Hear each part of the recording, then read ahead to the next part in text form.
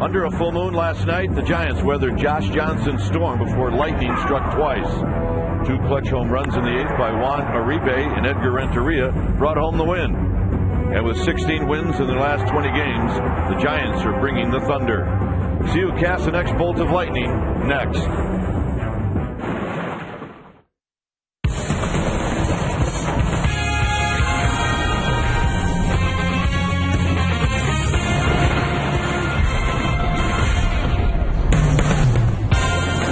Nice afternoon here at AT&T Park as we get ready for Game 3 of this 4-game series, Marlins and Giants. Hi again, everybody. I'm Dwayne Kuiper. Alongside me is Mike Rucco. Well, last night it was the great pitching matchup, Johnson and Kane. Today it really is all about the late afternoon start and the shadows. It'll be up to these hitters to try to pick up a couple of runs. Well, and you're right. The conditions are such that it's going to be hard to see the ball early in the ball game. You would expect that most of the runs that are going to be scored in this game will be scored late. But you know what? I love the baseball season because you know what? As baseball fans, we're concerned about one thing every time Jonathan Sanchez pitches, and that's his arm slot. And if he's in a good arm slot, he's going to do real well. And if he's not, well, then it's going to be an early bullpen game. So hopefully he finds that slot, and hopefully they can outslug the Marlins. All right, Giants going for a win here on a late afternoon start on a Wednesday afternoon. All right, when we come back to this beautiful ballpark, we're going to have the lineups in the first pitch right after this.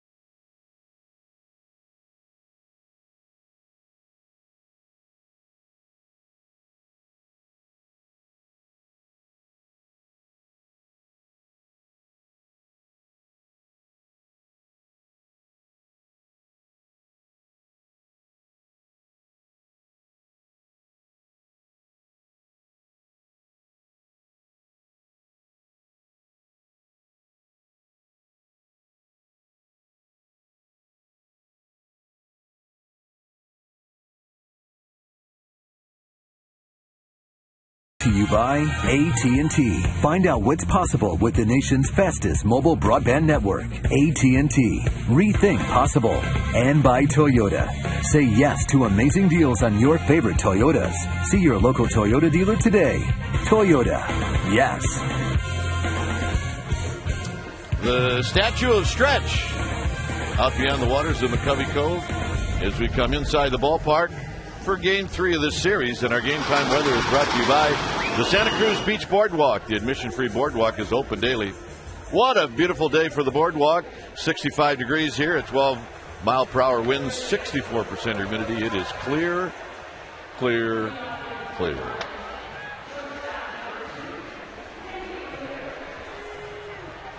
Let's take a look at the Marlins lineup, brought to you by Southwest Airlines. Ramirez, Morrison, Gabby Sanchez, and then the guy that's killed the Giants is Dan Uggla, the cleanup hitter, followed by Cantu, Ross, Stanton 7th, Paulino 8th, and the pitcher, Sanabia, is hitting 9th. First pitch of the ball game is a called strike. So we get started at 4:05.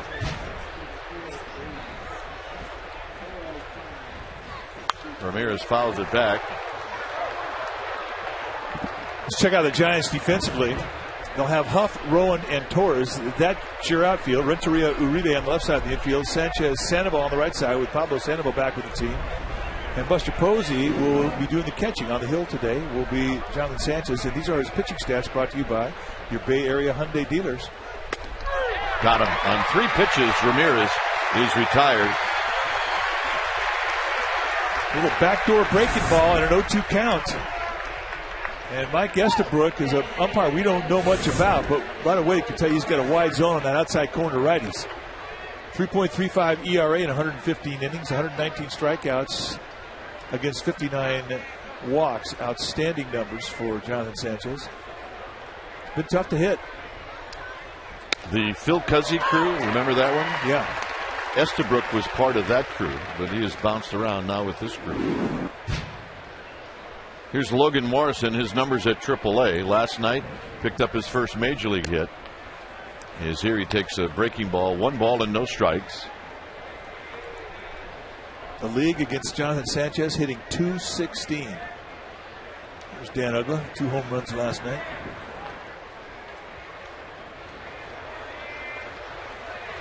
Foul back, a good swing by Logan Morrison. You can see the knuckle curveball he has here. He calls it a spike curve.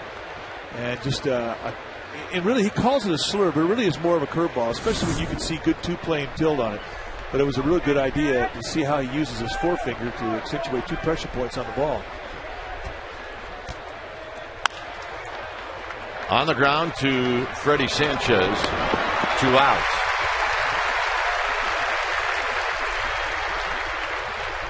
Let's take a look at our Toyota keys to the game. And Sanchez fastball command, that is always an issue when he goes out there. And already he's established the knee-high location. That is a good sign. 2, you got to fight the glare. About the 3rd or 4th inning, you're going to pick up glare on the batter's eye on center field. And it will be about a 4 or 5 innings period where it will favor the pitcher. And keep the Marlins in the yard. 3 home runs last night for the Marlins. They can hit the long ball. 0-1 to Gabby Sanchez. Sanchez has never faced Sanchez before, and this is driven into center field, but right at Rowan. And a quick inning for Jonathan Sanchez. Giants are coming up.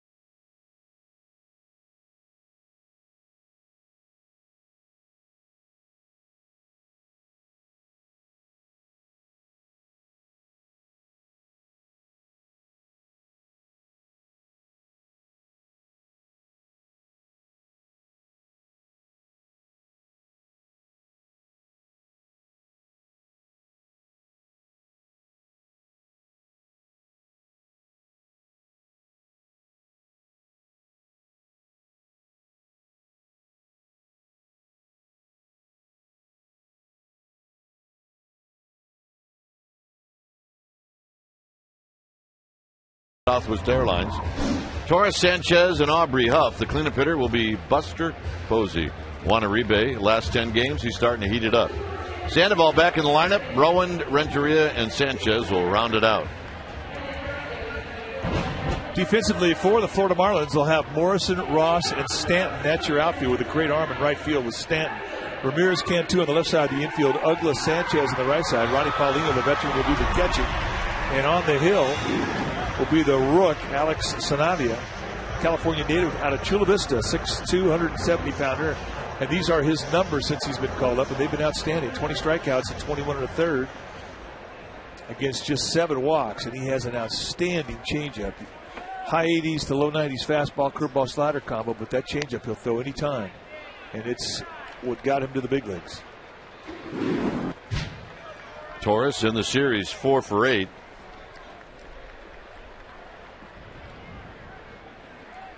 Had a real good game yesterday where he went 3 for 4. He also drew a walk. So on base 4 times in the Giants' 6-4 win. And he flips one out to left, and he's got a leadoff single. Not a bad pitch either. Sanabia threw a little sinker in the outside corner. And how good has Andres Torres been? Well, the 32 doubles he has is tied for most in the National League. His 362 on base percentage is 5th among National League leadoff hitters. He's got 7 assists from the outfield. That's tied for 4th. And 1 out of 5 National League outfielders with an out in the air this season. He has been fantastic. And here he gets things started, beating a pretty good pitch from Sanabia. So Sanabia now facing Freddie Sanchez.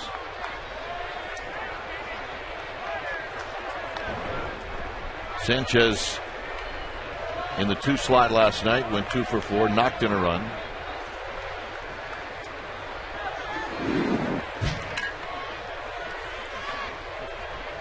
Alex Sanabia.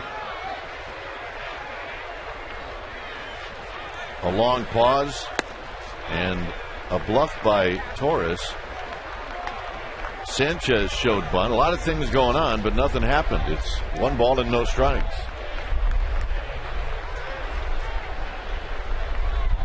Sanchez with a 275 average.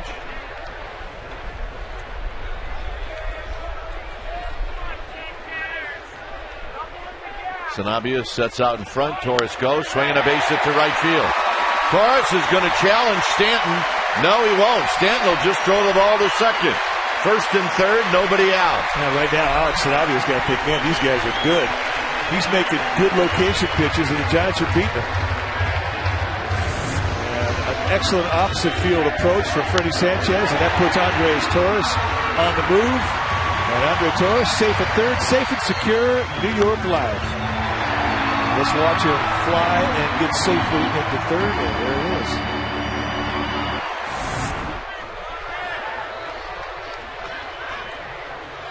Torres at 3rd, Sanchez at 1st. Aubrey Huff with a 307 average. First pitch is low and in, 1 ball and no strikes. Not a bad pitch. The only problem, it wasn't inside the knees of Paulino's target. He set up away on the inside corner. And that tells you a little bit about Estabrook, the plate umpire.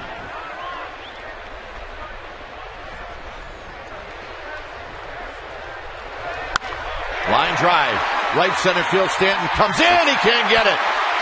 It rolls away from him. Coming in to score is Torres. To second goes Sanchez.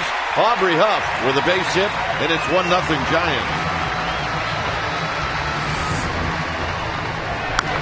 Just gets him out reaching, a pretty good location pick from Sanabia, and Stanton on a dive cannot come up with it, so the Giants get some breaks here. And it was Bruce Bochy's hopes that they could get some runs on the board early. It's going to get tougher to see here around the 3rd inning.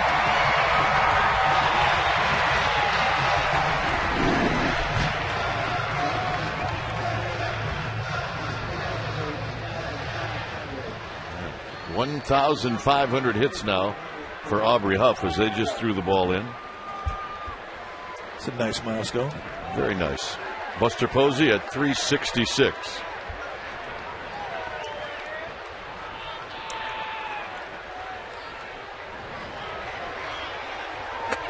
Takes the pitch down low.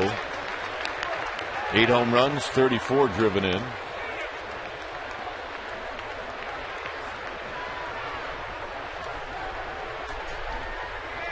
Sanabia looks to second and throws. And Posey takes a strike. Hit the outside corner, 1 ball and 1 strike. And that's the changeup. Kind of a little three-quarter slinging type of a release from Sanabria, which explains the movement on the fastball. He's got good sink. And he will throw that changeup in every count.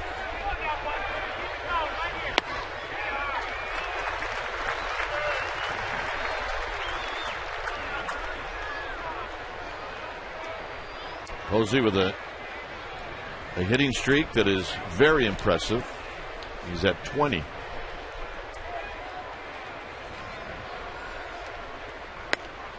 And a strike, 2-2. Just a little cut fastball. Sanchez at second, Huff at first. The RBI for Aubrey Huff, number 62.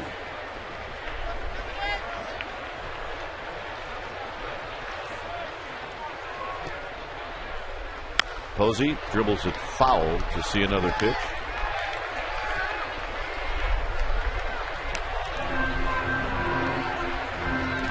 Juan Uribe to follow. Giants scored a run in the first inning in every game in Arizona. It's a good habit to get in. It really is.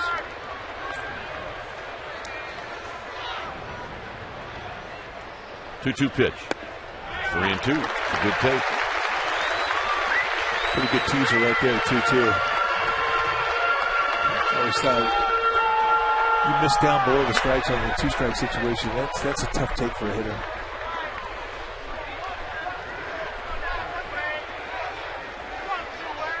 Three-two pitch. Runners go. Swinging a bouncing ball to Ramirez. His only play will be at first.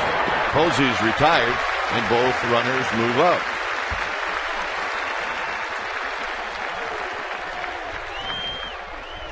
This was Juan Uribe's home run last night to give the Giants the lead. Late inning heroics, a solo shot. A couple hitters later, Edgar Renteria followed up with a 2-run shot, and it made it a 3-run 8th inning, and that was the difference in the game. Giants went on to win 6-4. But it was Uribe that really lit this crowd up. Hitting at .255. He's 3 for 8 in the series.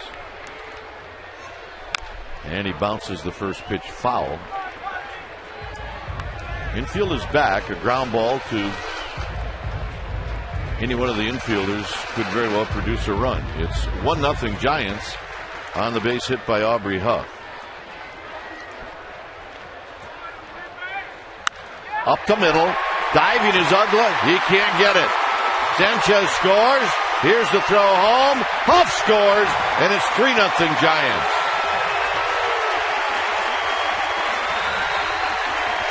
Uribe starting to warm up.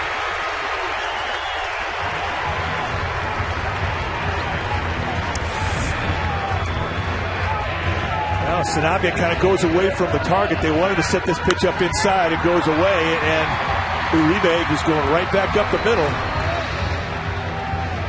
Extends on the outer half of the plate. A nice discipline of bat using the middle of the field. Giants have a 3-run lead. That's 4 singles in the inning. And here's Pablo Sandoval. So Sandoval's first at bat since being absent for 2 games. He was here yesterday but did not play. Took a couple of personal days off, went back to his native country of Venezuela. And he's behind in the count, 0-1. 1 ball and 1 strike. Aaron Rowan to follow. Torres, Sanchez, Huff, and Uribe all with singles here in the first.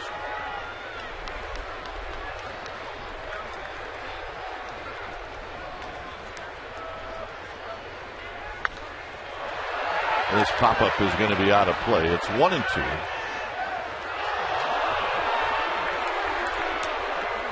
Rough crowd. Guy dropped the pop-up and he got booed.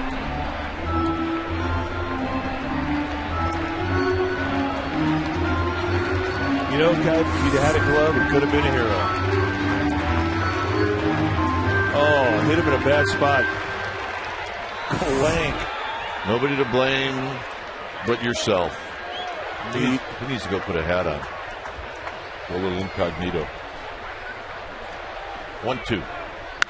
On the ground and a base hit to left field. 5 singles in the inning.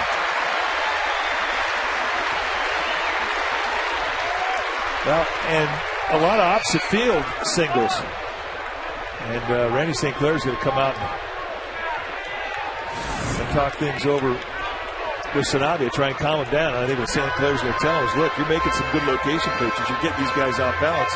If they're beating you away, then you kind of have to give them a little credit too. Keep making good pitches.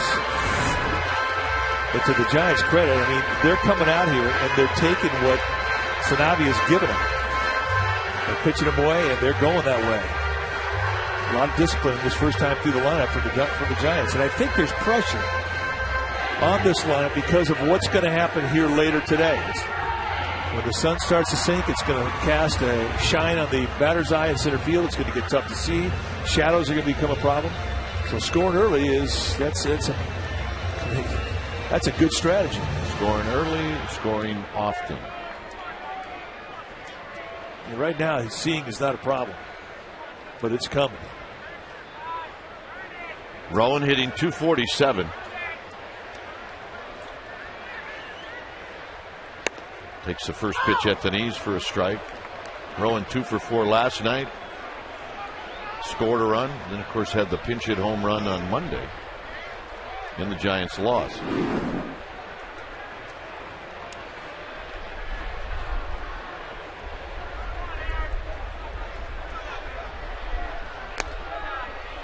Down low and away. 1 ball and 1 strike.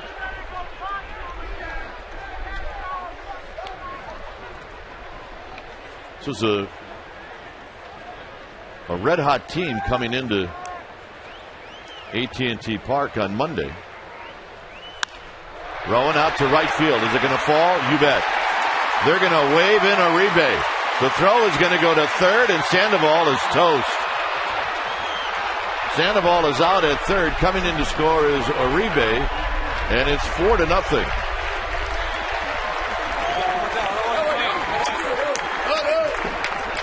Another opposite field single. And this really has become quite impressive as to what the Giants have done here to score a large number against Sanabia. Stanton, the pride of this Marlins franchise, shows you why they think he has 5 tools with a strike, and the Panda is out by 10 feet.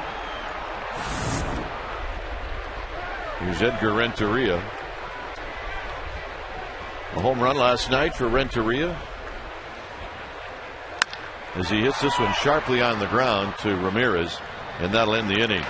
Giants drop a 4 spot on the Marlins. 4-0 San Francisco.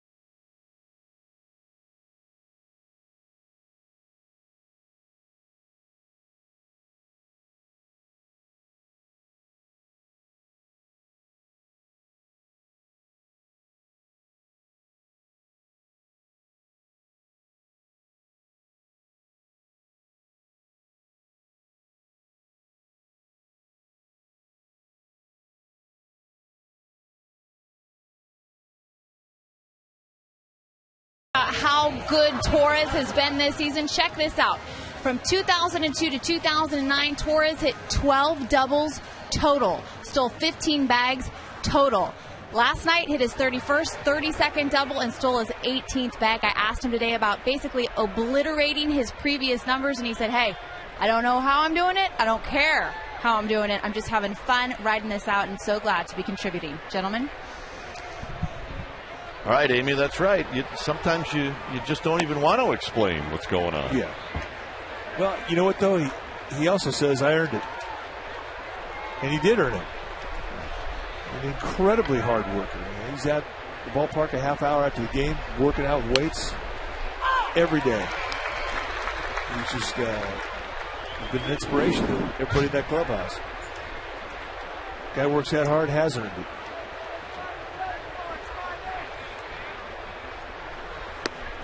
Can you imagine if they'd have had a weight room when we played?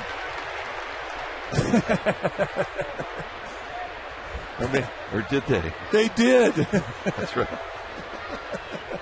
I forgot.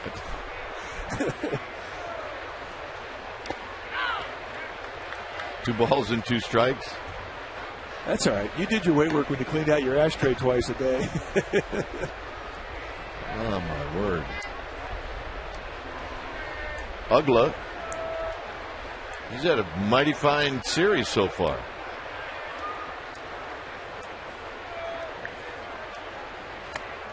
It's 3-2. Ugla hit a home run on Monday. Now look at the location. Good high ball hitter. And you make a mistake up, and he's going to make you pay. These are the 2 from last night. The last one was off of Brian Wilson in his orange shoes. Ugla takes ball 4. Which, by the way, come to find out, Brian Wilson got fined by the league for wearing those orange shoes.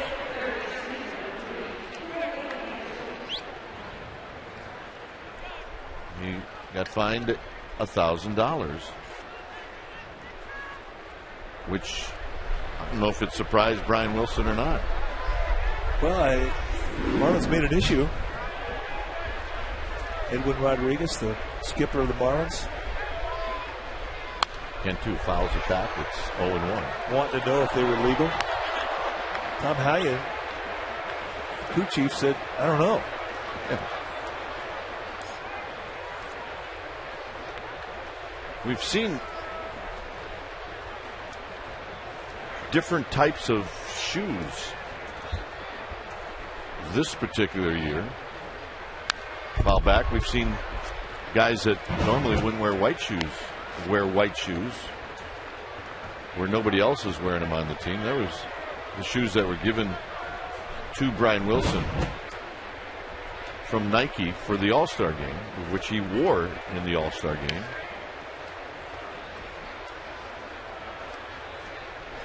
Well, I think he pulled them off. Line drive, center field. That's a base hit. Rowan gets it. Rowan wings it. And it's by Uribe. It looked like it hit Ugla. If it doesn't hit Ugla, Ugla's out. That was a perfect throw. And Ugla putting on a little bit of a risk here, down 4-0. Nice swing of the bat from Cantu. Good 2-strike hitting. And this is a one-hop strike. And if it doesn't make contact with Ugla, he's out. Boy, what a really nice setup and throw by Rowan. And it just clipped him on the behind. Not much Uribe could do. Luckily for the Giants, Jonathan Sanchez was doing his job backing up. There you see Sanchez.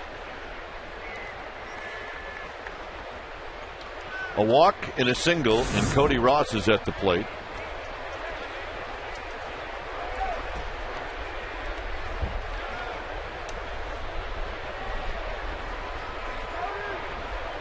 Ross hitting .274, hit a home run last night as he takes the pitch high. I think that's the one thing we've learned about Jonathan Sanchez, where his control and in his arm slot can go from inning to inning. Well, you always concern yourself the first time he gets in the stretch too.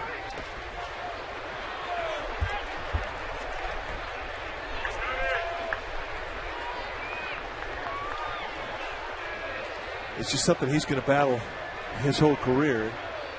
And eventually, as you get older, you get stronger, and you will find it a bit easier to stay in a slot. But you also lose a little elasticity, too, as you age.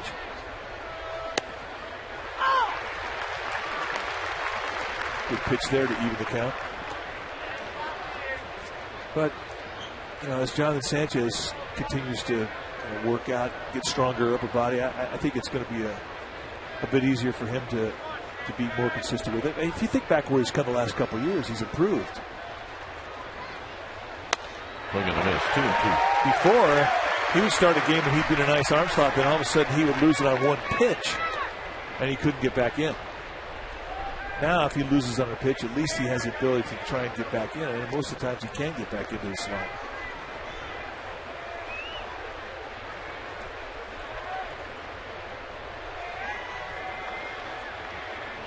Two and 2 to Ross.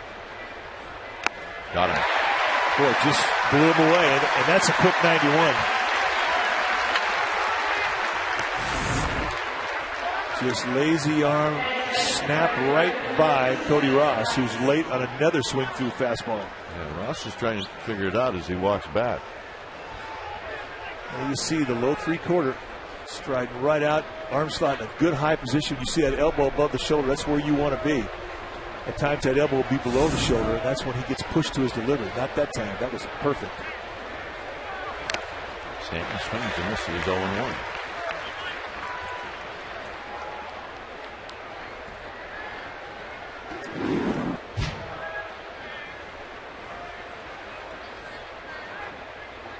.222. That's the average for Stanton. Waves at another pitch, and it's 0-2.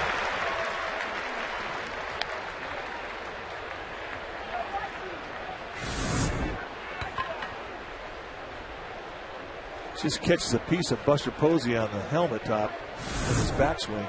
By the way, he's starting to get a little bit more comfortable. He actually asked me a question today. Did he? What did he ask you? How come this game is starting at 4 o'clock?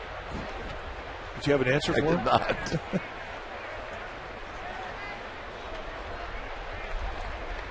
I said, Buster,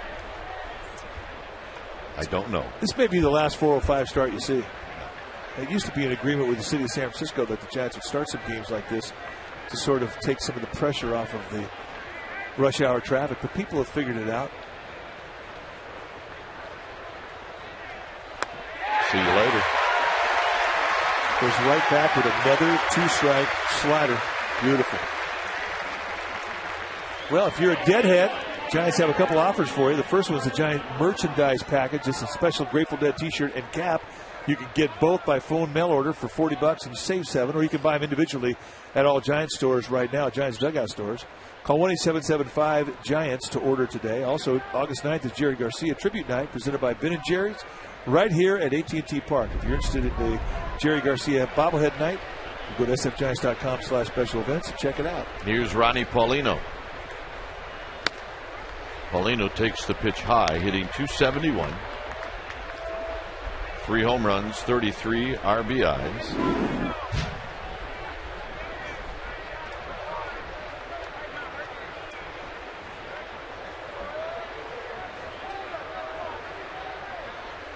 And right there at the belt to even a count at a ball and a strike.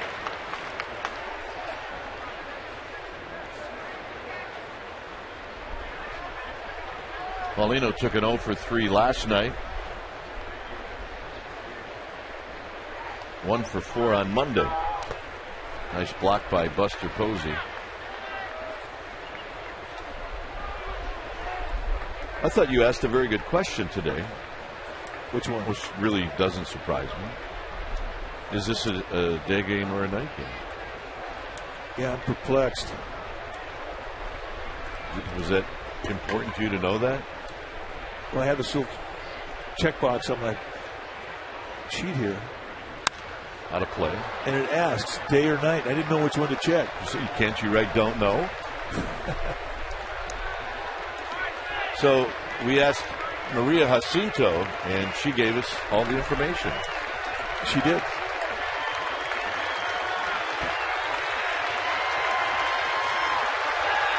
Day game. Yeah, she said definitely a day game. If you have a shadow, it's a day game. Hit out to right field. Andres Torres playing right near the line, puts it away, and that ends the inning. It remains 4-0 Giants.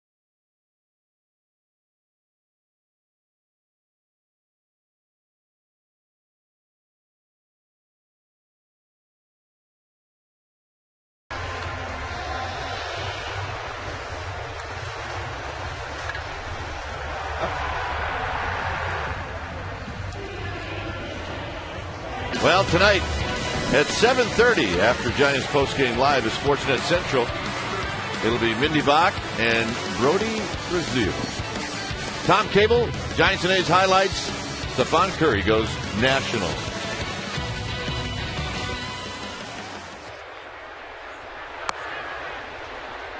Here's Jonathan Sanchez.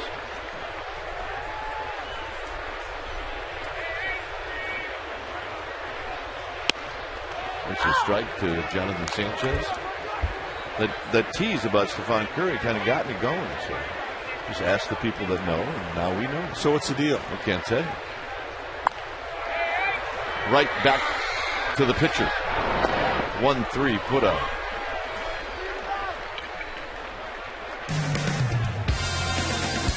Giants Baseball is brought to you by AutoTrader.com. Now compare new and used cars side by side at AutoTrader.com.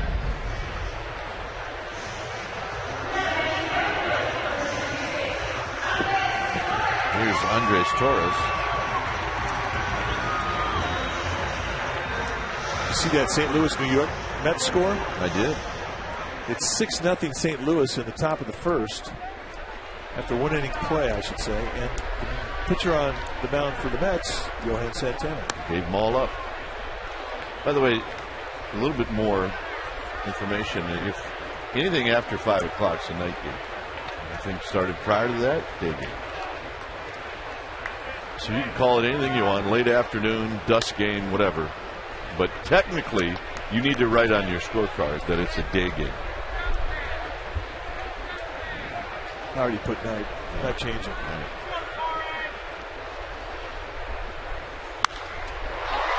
Lifted into center field with Ross shading his eyes with his throwing hand, and he makes the catch.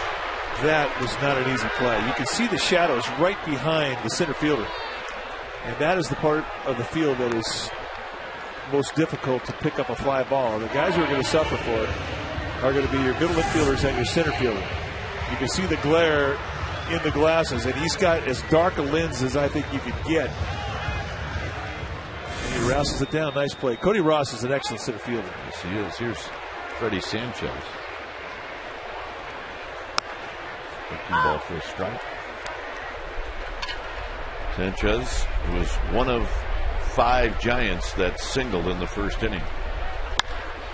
Out into right center field, and Ross, shading Sanchez in that direction, puts it away. Side retired. After 2, 4-0 Giants.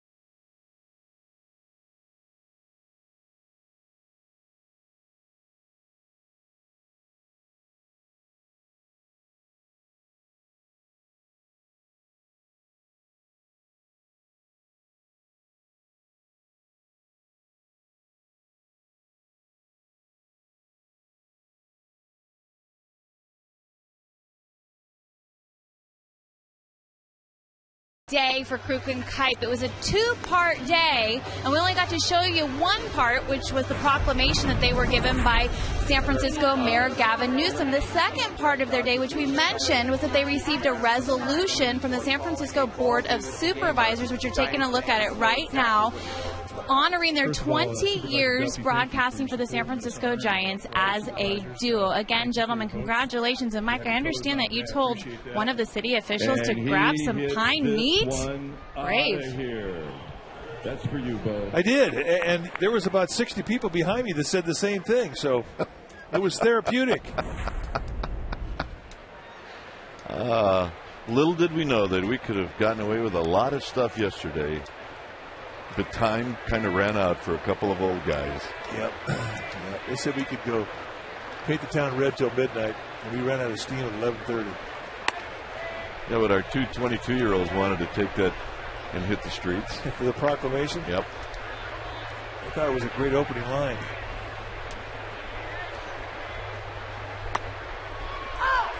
Giants with a 4-0 lead here in the third inning.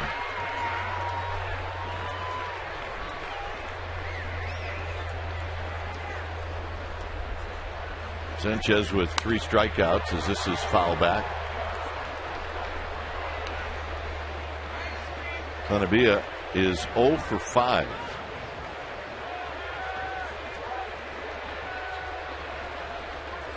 Nice crowd today. Down low, 2-2. I will say this though, Mike. Yesterday, speaking in front of the supervisors was a wee bit intimidating. It was. You absolutely were. You did good, though. You were fantastic. Nice good. Way to pick us up. 4th strikeout for Sanchez. Giants are in a streak in their schedule where they're playing 18 games in a row. They'll get another off day Monday when they fly to Colorado to start a 6-game road trip.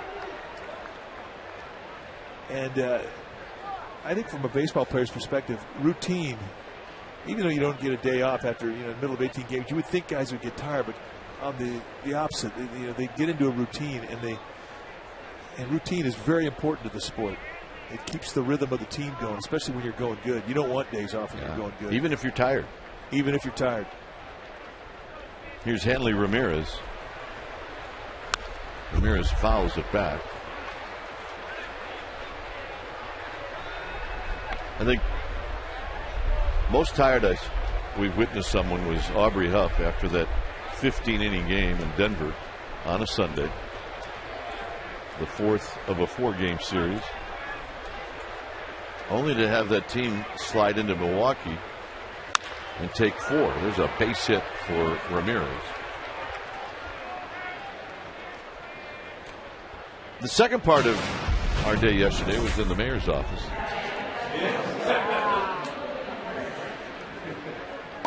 He handed us our proclamation declaring it Crooked Kite Day. And we wanted exactly to know what that meant. What were the parameters?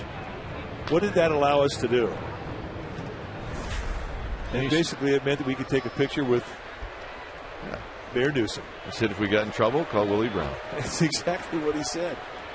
In fact, he gave us his phone number. Pitches inside to Logan Morrison.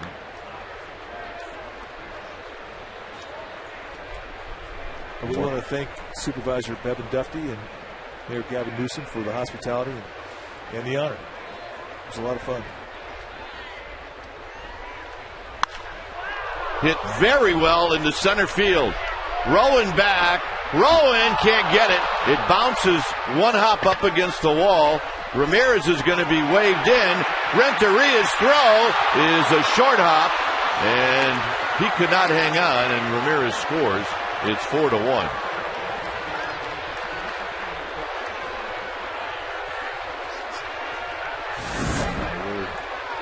All right, we're going to watch this as the rook, Logan Morrison, just absolutely gets both cheeks into a fly ball that he's probably wondering how it didn't go out of here. It one hops the wall. Now, Hanley Ramirez is going to come around to score. And we've just been informed that it's a double and an error on the throw, which allowed him to score. I don't think that was right. Yeah, I don't know. Here's the pitch to Sanchez, and it's high. But a good throw, and they'd have had him. Buster Posey had that short hop, and it's a do-or-die play for a catcher. Very difficult play looking back into the sun.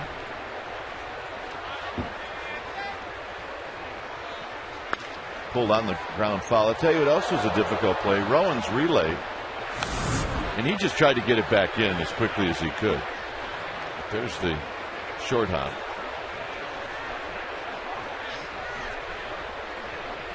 But Rowan's throw was a little bit offline, and Renteria had to do a lot just to try to get a decent hop and then to get off a decent throw. And that's why I think it's a watch how Renteria has to move over to try to get a decent hop, and that's what makes that throw so difficult. Well, his footwork to the ball from Rowan was perfect.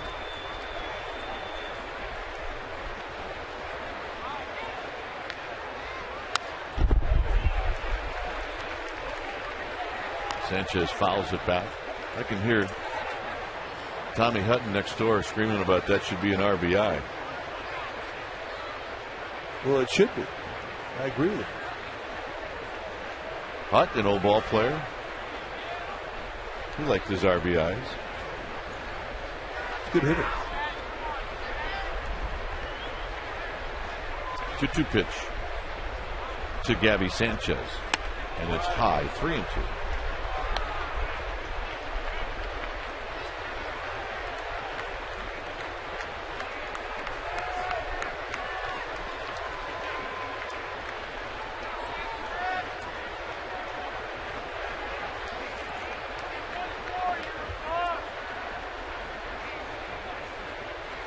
Sanchez lined out to Rowan in the first. And the walk. And Buster Posey keeps it close enough.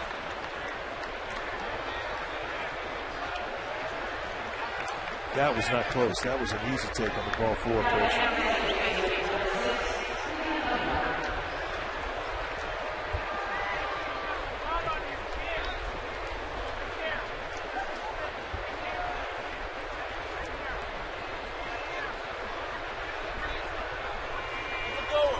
They were getting to come out. I think he has some concern after that 3-2 pitch.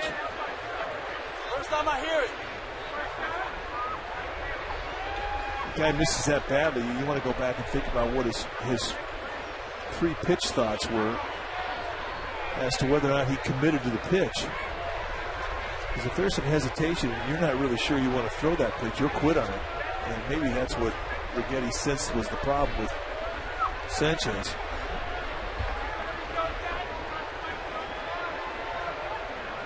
Well, here's Ugla. Just like that, Ugla represents the tying run in this game.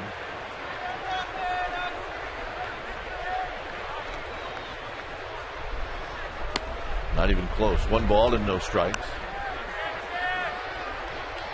Ugla drew a walk in the second.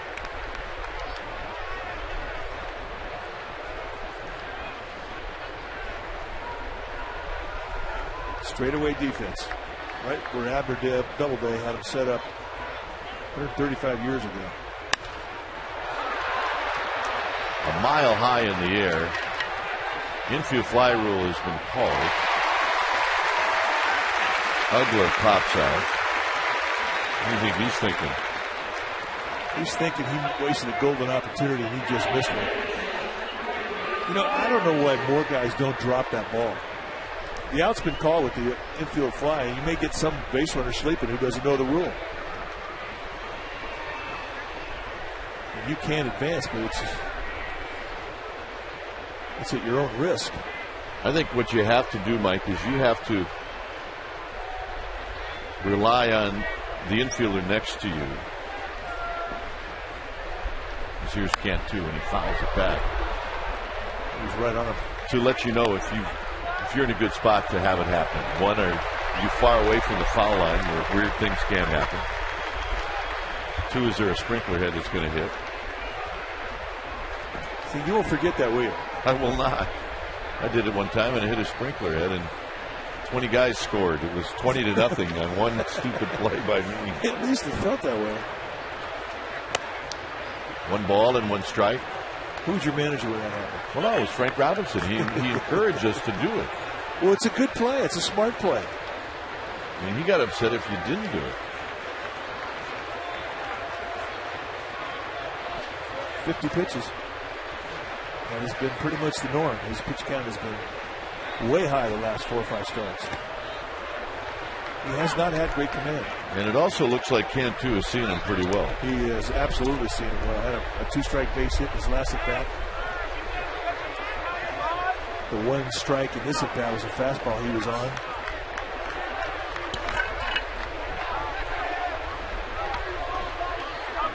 Cantu's been told for a long time. And a hitter like Cantu, they'll go through streaks, but when they come out of it, everything comes off the bat hard. It's going to be Rowan shading his eyes. Side retired. A run for the Marlins. The big guys are coming up. Hup Posey and Uribe.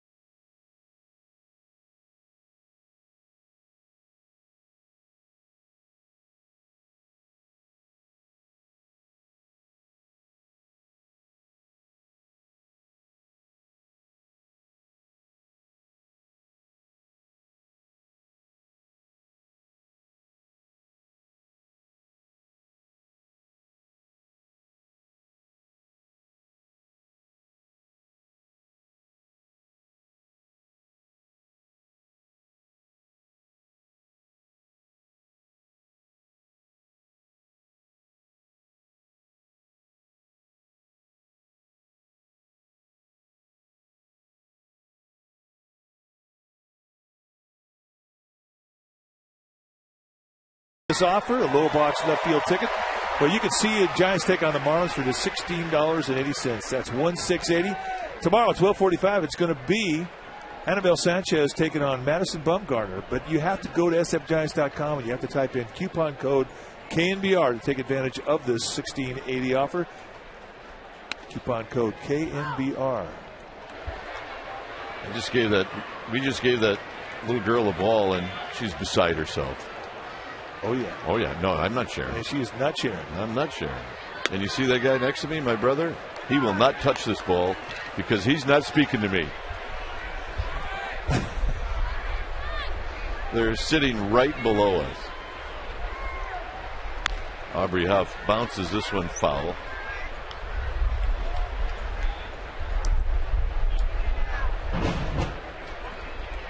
See Aubrey Huff, the Buster Posey factor. Well, that's Posey hitting behind him. He was hit 280, hitting 328 without Posey. Hit 284. That's pretty significant. Line drive, base hit over Ramirez. Trying to cut it off was Morrison. He will cut it off. And Aubrey Huff with his second hit of the game. Well, you want to talk about a guy with a flat swing and a strong top hand. We've mentioned the strong top, but watch how flat this swing is. And this is a low pitch. And he gets backspin on this ball. And it's just a beautiful swing. And even if he's off balance and he slides on his front foot, the hands stay back. And look at how flat this bat to the ball, and the top hand strength is just, it's a beautiful swing. He's one swing I do not miss in batting practice. And we've seen him go in batting cages, and he'll take 5 or 6 swings. He'll get that feel and say, I'm good. Take it right into the game, get 2-3 hits. They've set up inside, and Buster Posey takes it. It's 2 balls and no strikes.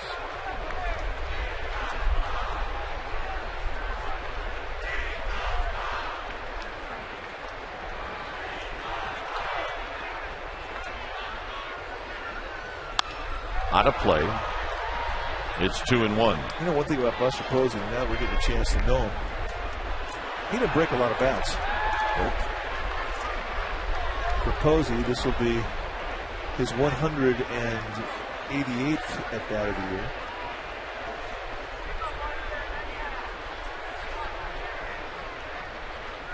Line drive, base hit, hitting streak to 21 as Buster Posey is aboard.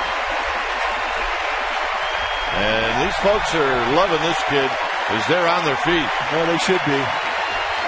They have identified this young man as a very special baseball player early on in his career, and they have been anticipating him.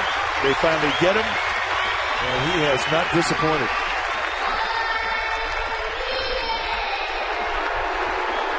'25th straight game that he's been on base. And again, I mean, typical line drive, gap to gap.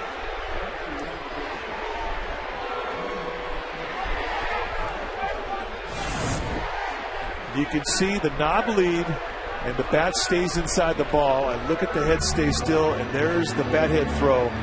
Just a perfect, very, very quiet lower body, perfect balance through the swing. I mean, the lower body just positions himself and then lets the hands think for themselves.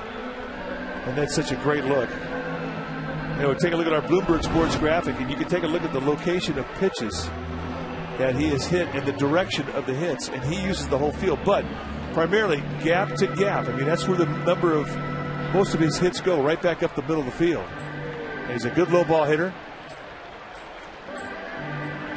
It's the ball middle in very well. It's just a beautiful swing to watch. And it's just like we talk about Jonathan Sanchez being able to duplicate the stroke. It's the same thing with Buster Posey being able to maintain that swing. It's a very simple swing, but it's the mechanics on it perfect. Uribe knocked in a pair of runs with a base hit in the first.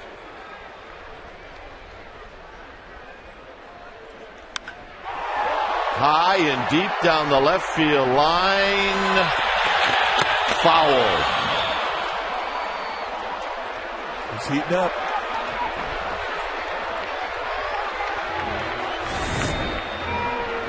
Just gets out front. There's a mistake to location. They set him at the outside corner, and he misses this one middle in. It's fouled by about 15 feet.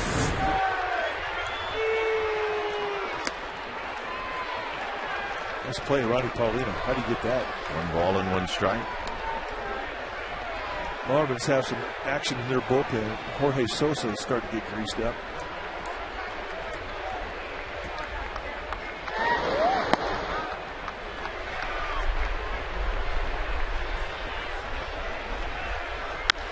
Out into right center field, and it's out to Triple's alley. Huff scores. Buster Posey being waved in. He's going to score. Uribe to third. Yes, indeed.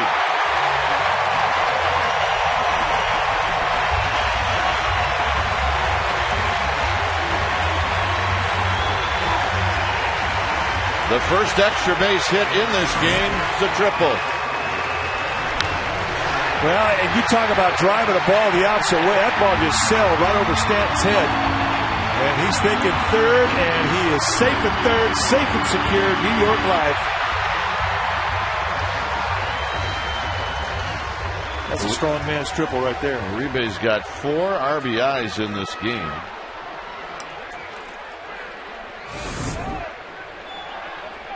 And here's Sandoval.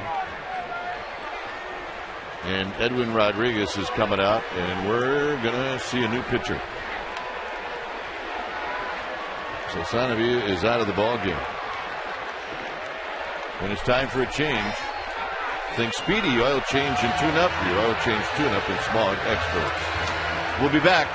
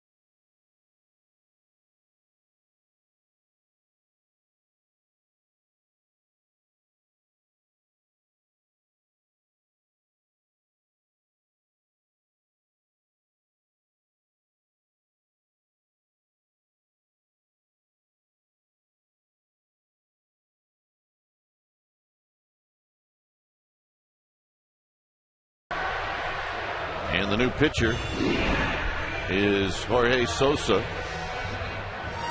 He comes into his 10th game. There's the numbers. 2-2, ERA 6.35, 16 base runners allowed, 11 in the third. Let's get 2 types of fastball. A fastball with 4-seam, 2-seam grip. He'll throw a slider at you and a changeup. I'm not sure if it's a split or a circle change. But he will throw that pitch, and he can get a ground ball.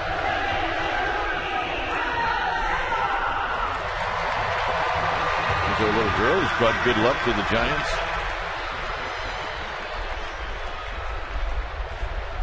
Mom and Dad got him dressed up today, didn't they? Sandoval will hit. He singled in the first inning. Marlins will bring the infield in.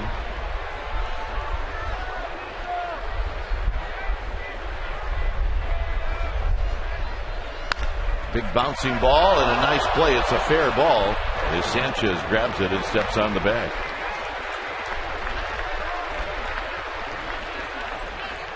Uribe had nowhere to go, especially with nobody out. They were playing the pan on the line. The ball was hit sharply.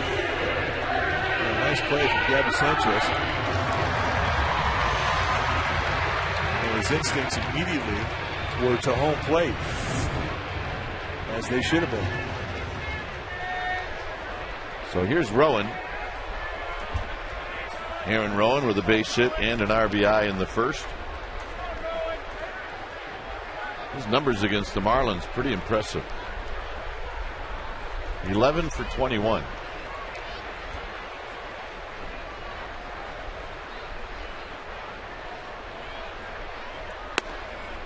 Strike on the outside corner, and it's 0-1.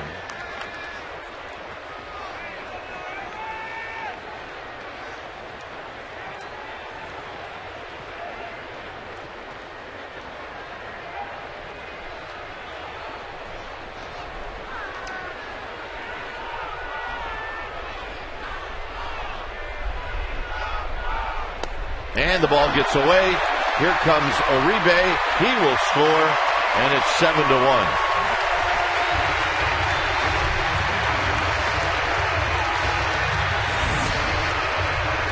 Well, a slider that gets away from Paulino. And those are pitches that really will think you catch it down. They think they should block every slider, even if it's outside their feet like that was. But it would have been a nice play had he been able to come up with it.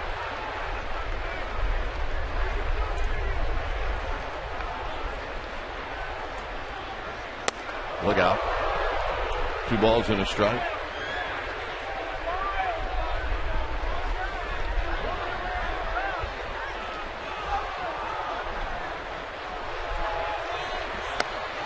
Three and one.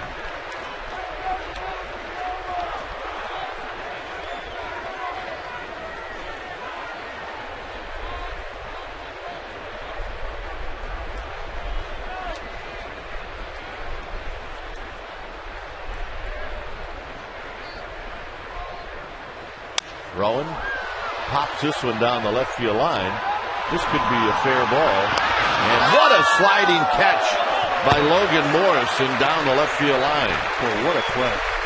Now this is when Mike Stanton, the right fielder, got called up. Logan Morrison became the #1 prospect in the minor leagues, and you can see as to why they're excited about this young man.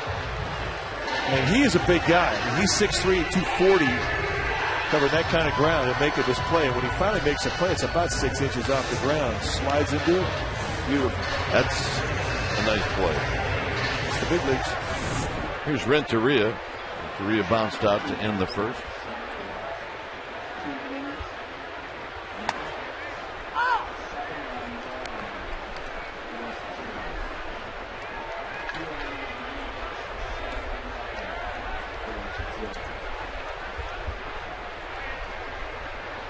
Sanabia ends up giving up 7 earned runs.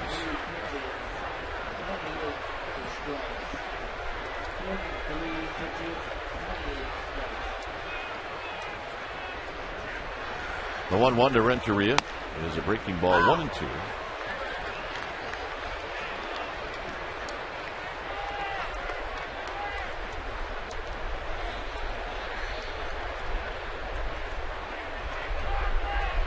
Sanchez would hit if Renteria reaches here in the third. Shallow center field. Ross now recovers after breaking back, and that'll end the inning. Giants score 3 more times. It's 7-1 San Francisco.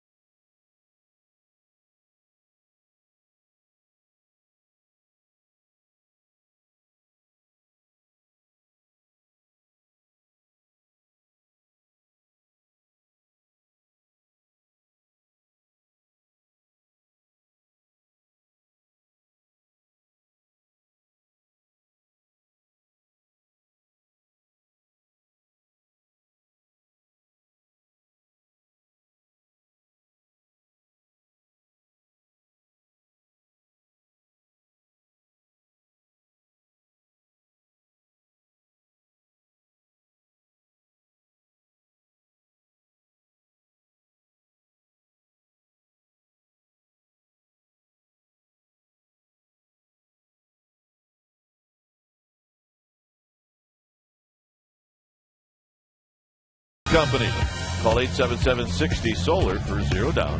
0 payments for 12 months as a qualified buyer, or ask about their 0 down lease option. Offer expires July 31st.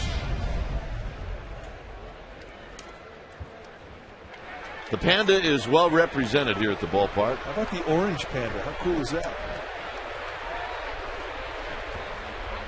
It'll be Cody Ross, Mike Stanton, Ronnie Paulino, and the 53rd pitch from Sanchez is a strike.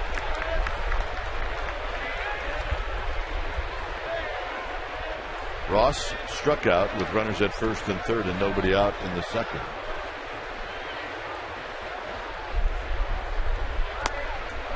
Oh, 2.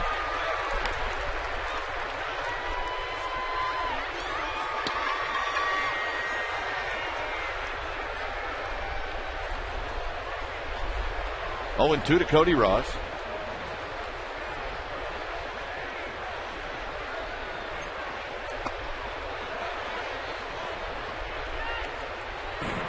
Last night, Cody Ross against Matt Cain. Watch the bat throw after he hits the home run. Matt Cain did not like that at all. For Cody Ross, it was home run number 9 of the year. His next at bat, Cain struck him out. That's how he got even.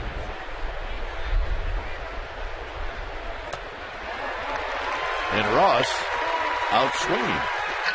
Good breaking ball. Perfect back foot slider. Right now we're going to ask our trivia question. It's brought to you by AT&T. Rethink possible. The question today, can you name the 3 Giants in San Francisco Giant history that were drafted higher than Buster Posey? That's a great question.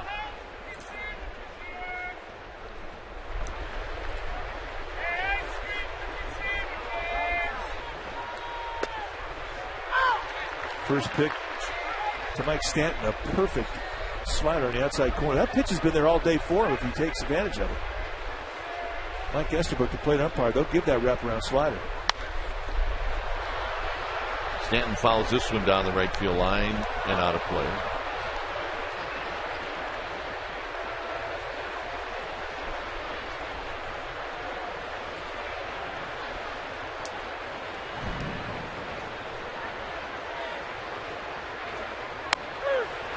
Got him. See you later. Grab some pine. 6 strikeouts now for Jonathan Sanchez. 4 of them have been against Cody Ross and Mike Stanton, 2 apiece. And here, you got to protect it, a 2-strike. That's just a fastball that locks him up middle in. And there's the grip, the high elbow. You see the low 3/4 release. Watch him pronate through as he extends his arm through his target. The eyes never came off the target. You can't emphasize that enough to young pitchers. Young pitchers have a tendency to want to watch the ball after they throw it. Do not do that. Keep your eyes on the target.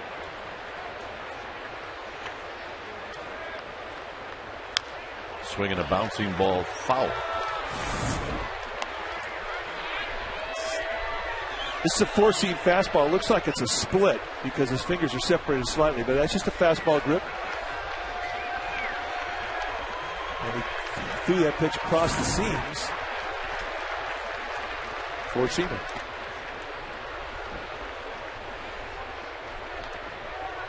The new Ultra Mo camera that you get, you're going to be able to see a lot of things. This is really a great add to our program, and we hope you are enjoying it.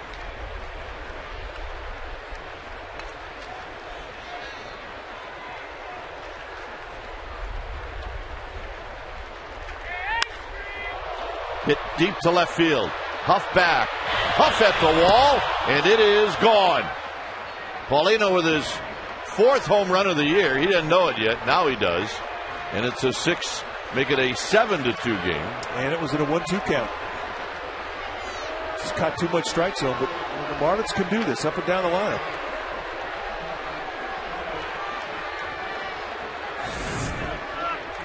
Watch the pitch. It's in the strike zone right down there around the knees, middle in.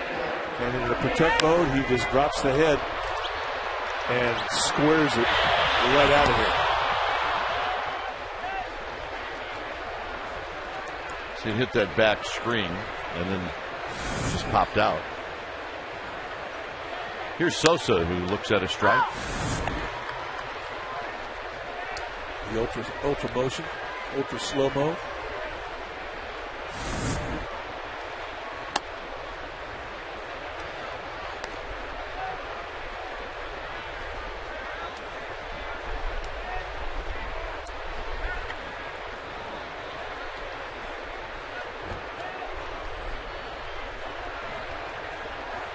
Sosa looks like he can reel it a little bit as he takes a strike. Oh, it looks like he should be hitting fourth. He's got batter's box presence, let's put it that way. Way outside, 2-2. I mean, he looks good before he takes a swing, let's put it that way. Yeah. And all this right here, clean up. And Sanchez strikes out the side, getting Sosa looking. 7-2 Giants. Little Prowse.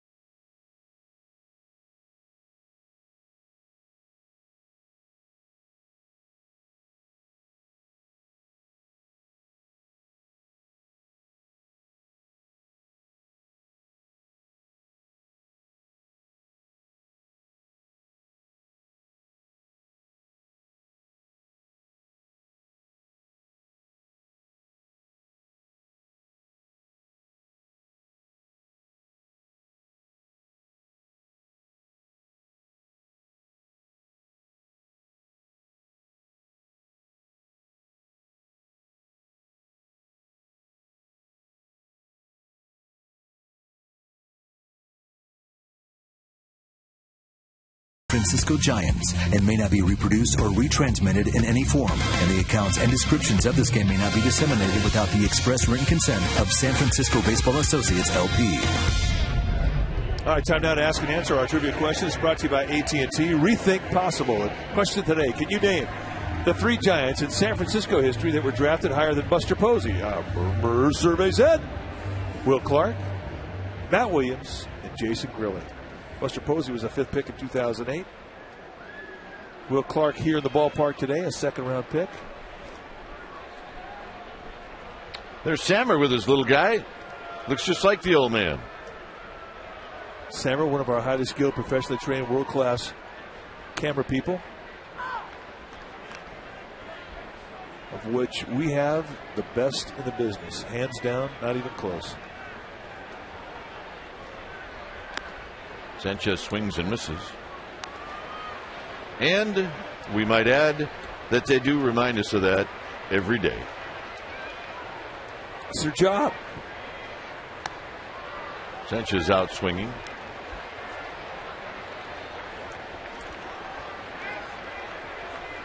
Giants Baseball is brought to you by Round Table Pizza, celebrating summer with baseball and barbecue. Round Table is back with their delicious barbecue chicken pizza. You can get big barbecue flavor delivered hot and fresh to your door from Round Table. All you have to do is call today.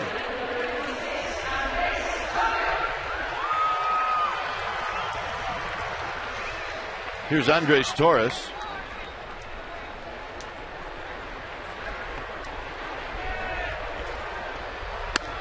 Torres looks at a strike from Jorge Sosa.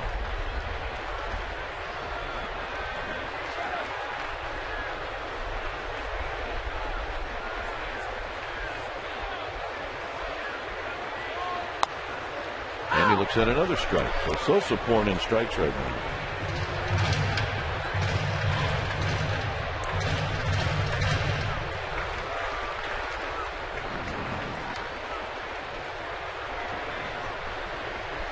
With Freddie Sanchez to follow. course, got things going in the first inning with the leadoff base hit as he flipped it into left field. Giants picked up 6 singles in that first inning. Up high, 2-2. That was fun.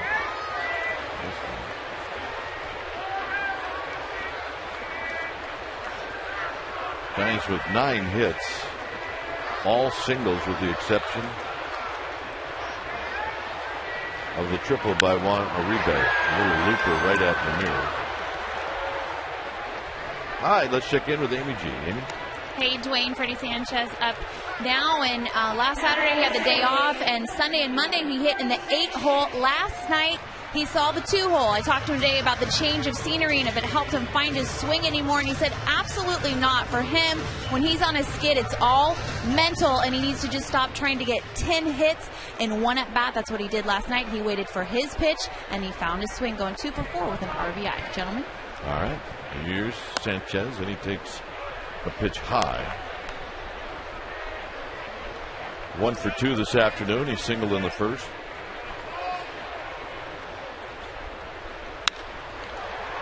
Hit out into center field for Cody Ross. Ross will put it away to retire the side. Through 4 innings, 7-2 Giants.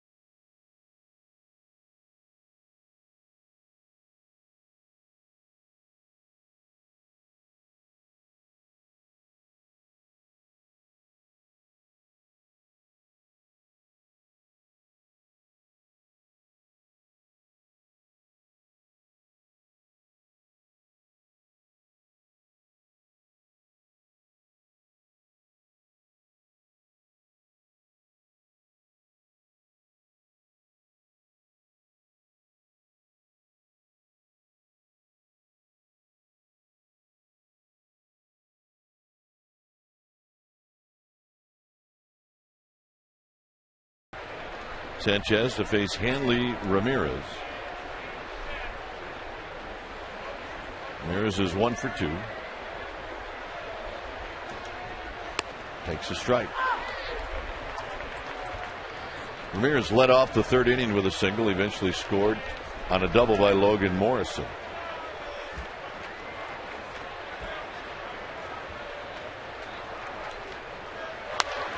Hit out into center field for Aaron Rowan. And Rowan, after shading his eyes, puts it away.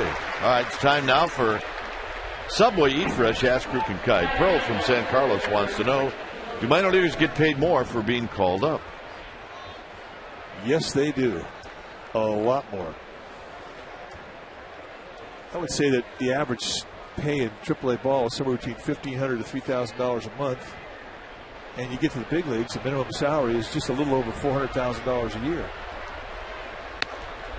So that's a substantial increase in salary. Lots of incentive to get to this level. And that's the biggest one of all. Here's Morrison in tight.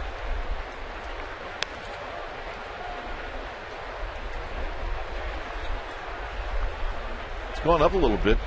My first year in 1974, the minimum salary for a major leaguer was $15,000. Does that sound like the dinosaur years or what? I know. $15,000. 1976, I was in high cotton. It's $20,000 a year. And you know what? It didn't even matter. Nope. I mean, I'm getting a check to play in the big leagues. Stop it. Hey, the very first time I went on a road trip, it was a 10-day road trip. They paid me my meal money in an envelope. It was all cash.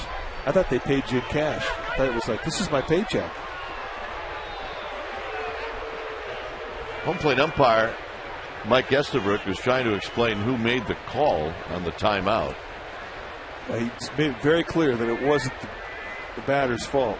And I think that's good. An umpire does that because it does tick off a pitcher. Could be playable for Uribe. And he hangs in there and makes the catch. Nicely done. So you got an envelope full of money. I did. It was my meal money. And I thought they were paying me my salary. I go, man, they pay you in cash. This is way cool. Yeah, it's a good thing they didn't pay it in cash. You'd have bought 10 pairs of shoes. 10 pairs of something. I didn't bring much meal money home. Gabby Sanchez on the first pitch pops this one up to left field. Aubrey Huff will put it away. Oh, like you do now, right?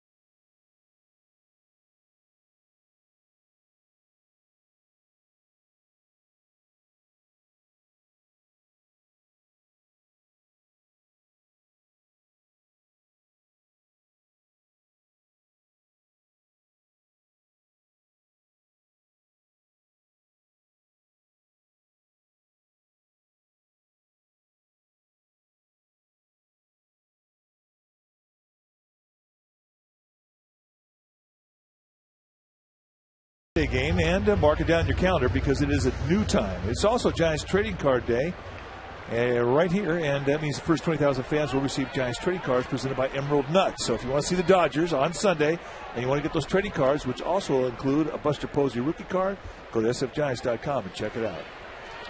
Aubrey Huff lines this one right at the center fielder Ross. One pitch, one out. I don't think center fielders are having any fun right now at all. See the shadows just inching its way right up to home plate.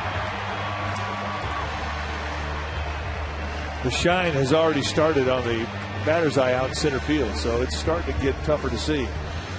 And for the remainder of this game, it's going to favor the pitcher.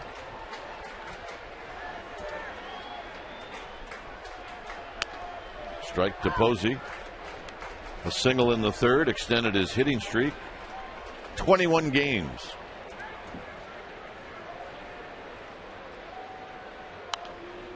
How to play nothing in two. Well, our Dodge Ram driving the game. It was Buster Posey back in his first at bat. I take it back in his second at bat in the third inning. He went opposite way for a base hit. It extended his hitting streak to 21 games. And that is worthy of our Dodge Ram drive of the game.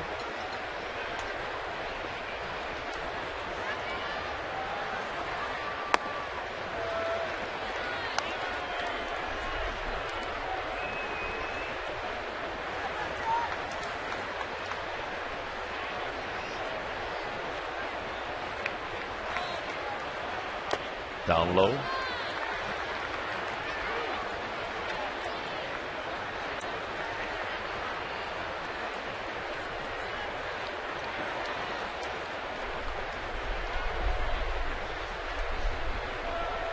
Two balls, two strikes, Juan Uribe to follow. Out of play.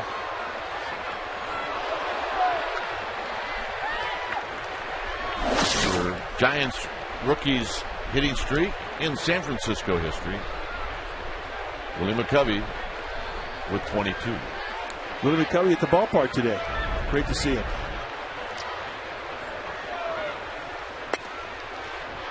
Getting over some back surgery. He was very disappointed he was not able to get back to Cooperstown to see John Miller receive the Ford Frick Award. But today he's here at the ballpark. One of the great gentlemen of baseball. Breaking ball, hit on one hop to Ugla. 2 outs. Well, Bloomberg Sports, the leader in data analysis, has developed an analytical product being used by baseball clubs, and there's also a product for fans.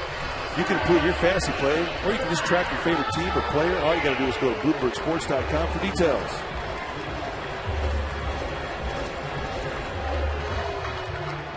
Uribe's had a very good afternoon. He's got 4 RBIs. He's got a single, a triple, and he scored twice. The Giants have 7 runs. Uribe's been a part of 6 of those 7.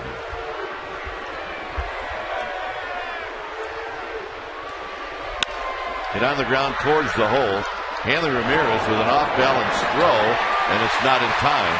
And it'll be a throwing error on Ramirez, but Uribe's 3 for 3.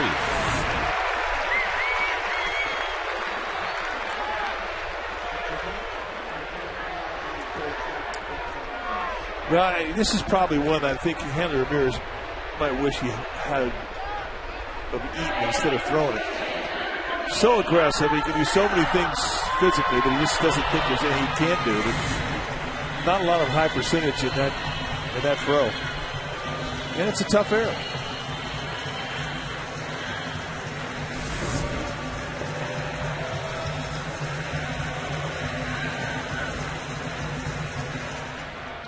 Sandoval has singled and he's bounced out. Gabby Sanchez took a hit away from Sandoval with a diving play in the 3rd. On the ground towards the hole. Ugla has it from the field grass, throws him out, and that'll end the inning. No runs ahead, 1 left, through 5, 7-2 Giants.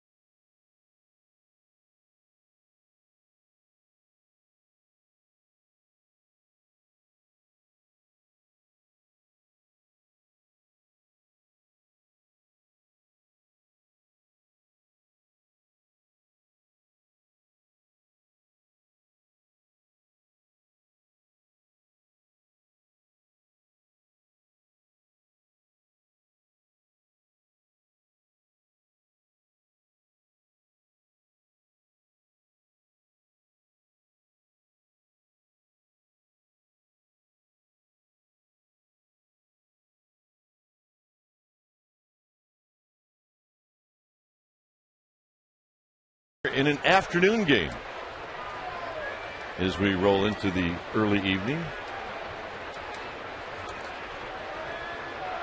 It's officially rush hour. Ugla takes a pitch high. Doesn't feel like anybody's in a rush here at the ballpark today, though. The Bay Bridge.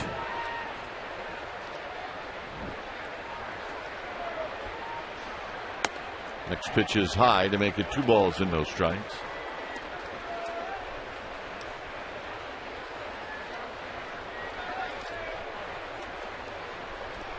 Ugla, Cantu, and Ross.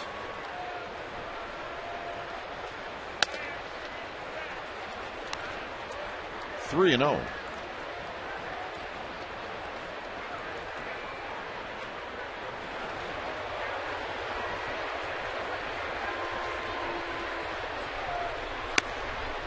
There's a strike.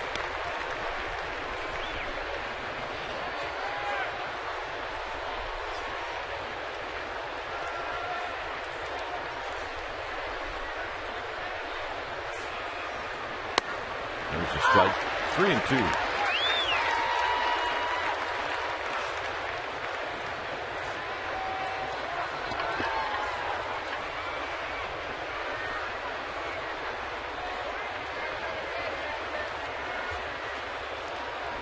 Full count to Dan Ugla. On the ground, or make it Uribe on the nice backhand. And a bullet throw to first. Uribe, well, what do you say? It's the Coors Light 6th inning. Now it's time for the Coors Light Freeze Camp. We're going to make Juan Uribe our guy today. Uribe with a couple of knocks. And the big one, well, he's covered just about everything. That's a triple that goes over the head of Stanton. It's a 3-hit day, and that's our Coors Light Freeze Camp brought to you by Frost Brewed Coors Light, the world's most refreshing beer. Here's Cantu.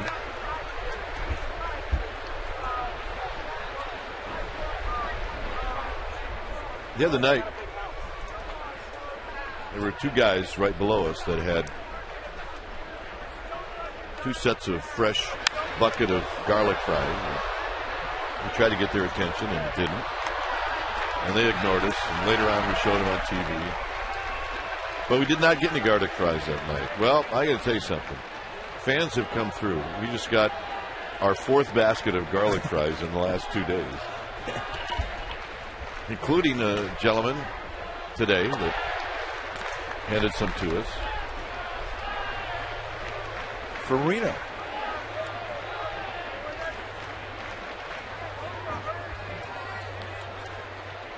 But these garlic fries do not get wasted.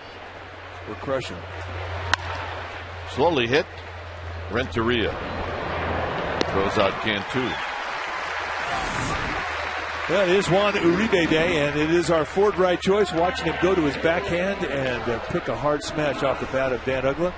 One more time as he plants in our Ultra Mo right to the sweet spot of the glove. And once he has it, that cannon of an arm he has, an easy throw out. Our Ford right choice. See ya. Sorry. I'm having some garlic fries. They're too good, man. That might be the best thing to eat in the league.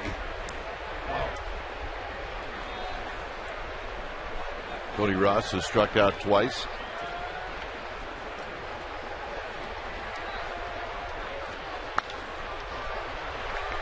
Andres Torres with a beat on this one, and that'll end the inning. I'm going to bring some extras over to Dave and John. It's 7-2 Giants.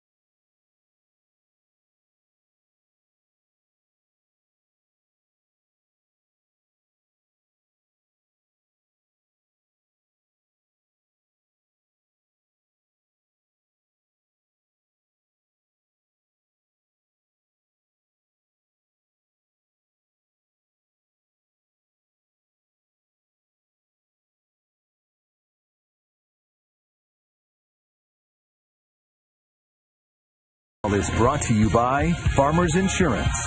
To find your local Farmers agent, call 800-FARMERS today. By Xfinity, the next generation in home entertainment. Now available in the Bay Area and coming soon to the Central Valley. And by Verizon, the signal is yours. Wield it to transmit anything you want. Verizon. Here's our McDonald's game summary. It's a 7-2 lead for the Giants. Paulino, a home run, Morrison a double, but it's been Juan Uribe, the big man for the Giants. Buster Posey, a base hit, 21-game hitting streak, 7-2. Gigantes, and that's our McDonald's game summary, as Rowan takes low. We saw a good shot of the Bay Bridge. Mike was talking about it's officially rush hour traffic. And where are we? We're right here. We're at the yard. The yard. You know where those people in the cars would like to be? At the yard. Right here. At the yard. Can Gabby Sanchez put this one away? Yes, he can. All right, let's check in with Amy G. Thanks so much, Dwayne. Well, the trade deadline is this Saturday, and that prompts today's poll question brought to you by Pacific Specialty. Check it out at csnbayarea.com. What missing piece do you think the Giants need to fill? Vote. Let us know what you think, and then check out the results on Giants Postgame Live. Gentlemen. Thank you, Amy. Here's Renteria, and he takes a strike. Sosa has come in. He's allowed one hit, an infield hit to Juan Uribe.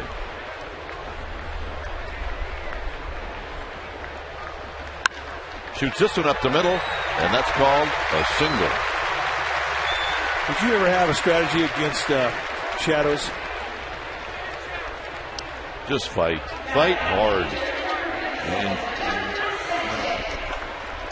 I always thought that for me, it was harder to pick up a breaking ball, so get a fastball, put it in play. That's kind of like my answer for every one of those questions. Like Josh Johnson, get a fastball, put it in play. Well, it's just not the right answer for a knuckleballer. Sanchez bunts it foul. I think the worst shadows that we ever saw were at the old Olympic Stadium in Montreal. You get a Sunday there, and it was just so stark, and the shadows were so dark. Plus, everybody in that staff they used to have were hard throwers that like to pitch in.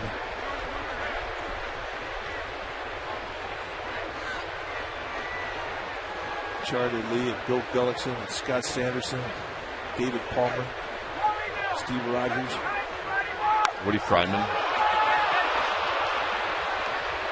Woody Fryman had one of the best cut fastballs for a left-hander I've ever seen. Sanchez out trying to bunt.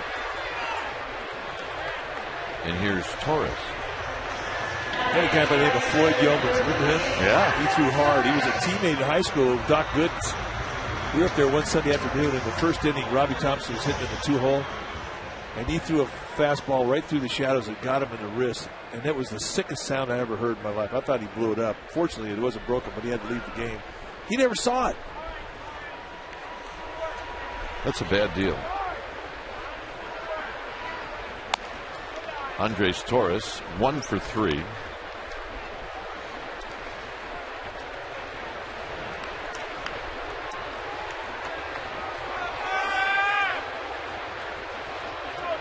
(7-2) Giants are in the bottom of the 6th inning.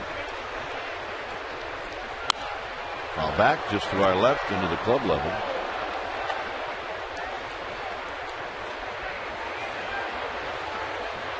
Pirates Rockies are just underway in Denver.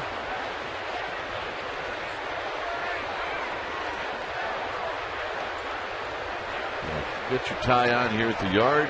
You're coming from work. Businessman special. Playing hooky. In tight. All right, let's check out the foul ball. Who made the play or who didn't make the play? 9 guys didn't make the play. That was 0 for 9. But we do have a cheerleader in that section.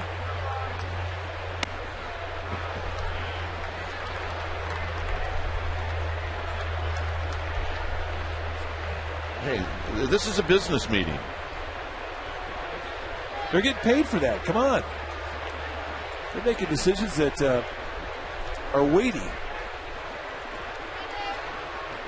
3-1 pitch to Torres. Swinging a high drive to right. This baby is out of here and way into the water. Wow.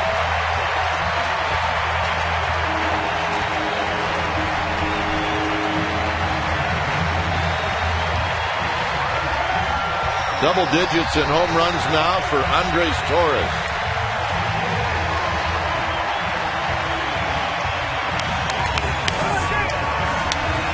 He gets every bit of this one, and he throws the head of that big old 35-inch, 33-ounce bat. And, I mean, it's way in the water.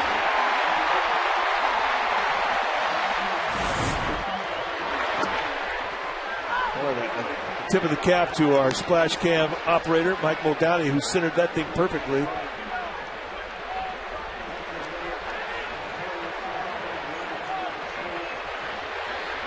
Sanchez bounces this one. Charging is Ramirez, and Ramirez will throw him out.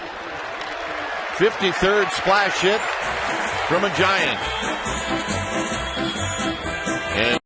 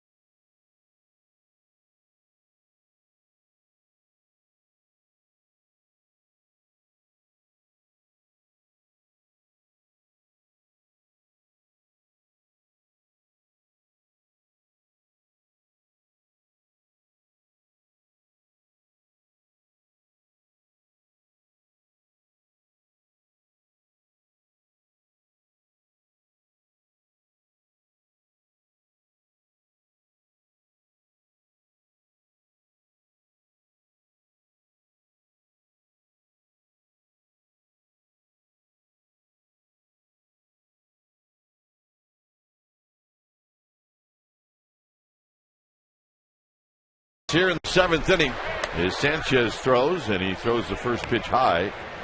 This is Mike Stanton.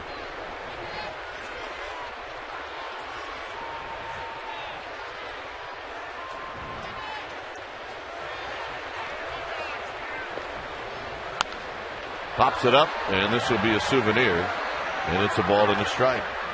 You know, we've been talking about how tough it was going to be to see today. Certainly didn't think it was going to be a 9-run day, but most of those runs were scored before the shadows came across home plate. But Andres Torres, he's a good shadow hitter. Yes, he is. Proved that today. You get the barrel out like that with a heavy bat, and considering the weights now that guys use, his is a heavy bat. You can't let the bat do the work for you.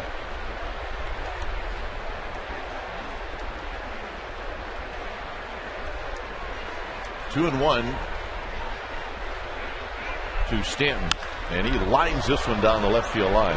Aubrey Huff is going to have to dig this one out as Stanton heads into second base with a double. Well, the Dodgers are coming to town this weekend, Friday through Sunday. Friday night's going to be a 7:15 start. It'll be a Beat LA Beach Towel presented by Bank of America given away Saturday the 30th of July at 1:10 time. And then Sunday, a special 5:05 game, and it's Giants Trading Card Day presented by Emerald Nuts. You want tickets? All you have to do is go to sfgiants.com. And remember, with dynamic pricing, buy early and save. And we give you the salute, Ted. Yeah. See, I think the shadows are affecting the fans, too. Well, they're looking right into the sun. That guy's elbow, though, is bothering the view of that one girl. He's got to drop that elbow. Come on. Yeah, she's got to punch him in the arm or something.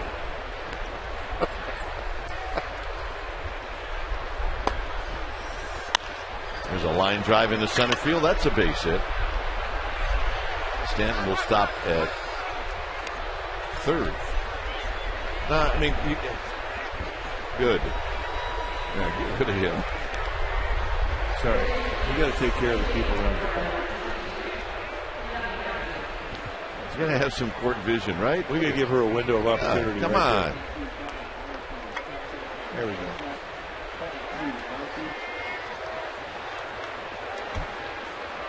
Okay, we're going to come out. Give Denny Bautista a little chance to get loose. 94 pitches on the day now for Jonathan Sanchez.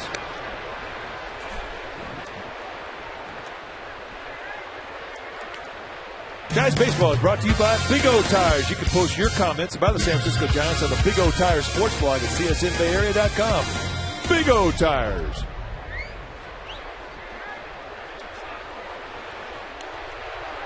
So we're getting back into the dugout.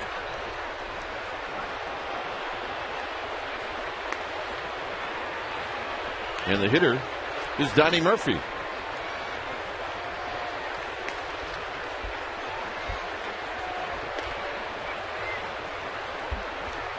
And Murphy drives one into left field. Aubrey Huff's going to watch this one go into the seats for a 3-run home run. A double, a single, and a home run. And now the Marlins trying to get back into this one. Donnie Murphy's having himself a couple of weeks here. He had 2 walk-off hits, 1 a home run the last homestand in Florida. And here comes off the bench. It just gives his team a 3-run shot in the arm.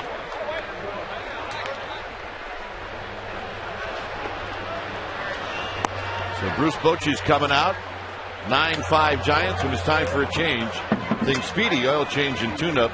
Your oil change tune-up and smog experts.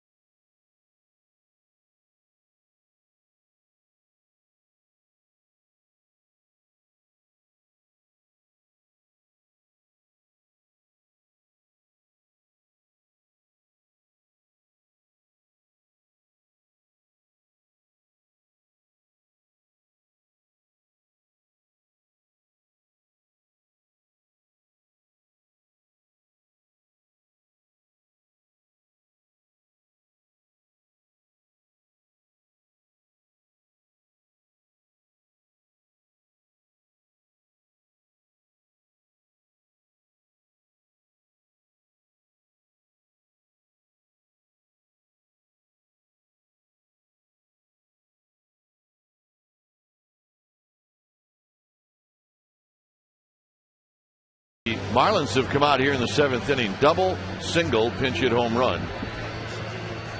So the Giants still hanging on to a 4-run lead. Denny Bautista takes the ball now for the 28th time. 40 strikeouts in 30 innings. He has great stuff. You'll see mid to high 90s with the fastball. And 2 types of breaking balls, slider and a curveball that every once in a while he'll drop on you. And we haven't seen anybody hit it yet. Doesn't throw it as often as some people think he should. There's the day for Jonathan Sanchez. 6+, 7 hits allowed, 7 strikeouts. He gets a couple of walks. Donnie Murphy tacked 3 runs on him here. Other than that, he's had a pretty strong day. Here's Hanley Ramirez.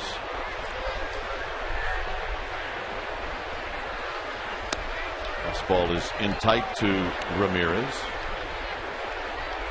1 for 3.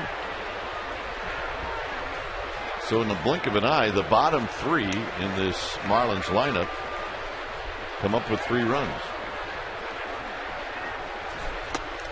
1 ball and 1 strike. This is the last time we're ever going to say that hitting with shadows is a problem. Because I'm not buying it with 14 runs on the board, 19 hits. Well, I don't think it's a problem, Mike, until after 6 o'clock. Remember 6 o'clock starts here with that slide? We should play every game at 4 o'clock then. Well, I'm trying to help us out after we said there would be no runs scored in this game. You can see the ball strobe as it leaves Batista's hands. It goes light to dark, and that's what the hitters are seeing. And it is a problem. 2-2. But we've seen some really good swings and great at bats. How about that foul ball? Went right through the screen.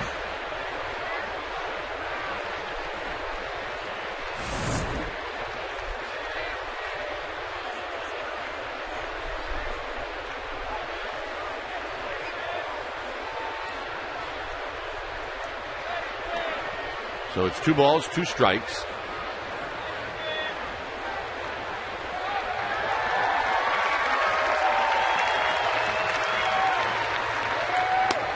Down low, 3-2.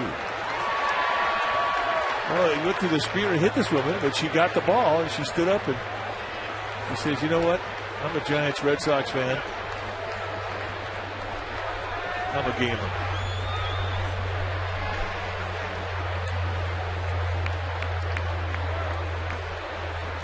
And she is. Glad to see she's okay. Got him. That's unfair. That's unfair. Slider right there at the knees. It starts out right at him on the inside corner. Nice frame job from Posey.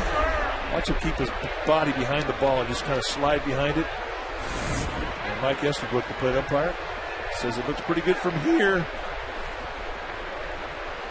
Here's Logan Morrison, who's 1 for 3.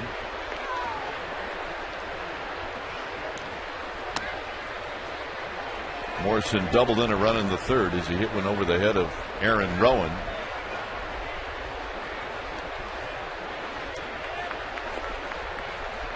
(9-5) Giants.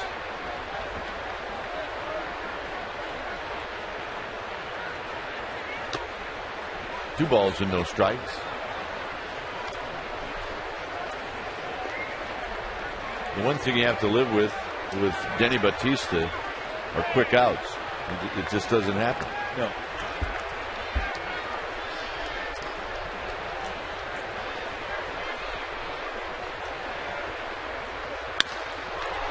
Hit out to Aubrey Huff, who barely has to move. It's like Logan Morrison, as we're starting to get to know this young player, he's got a pretty good approach the opposite way. Tony, we talked about it last night. They just do not bring up little guys. Here's Sanchez. He may not be tall, but very well built.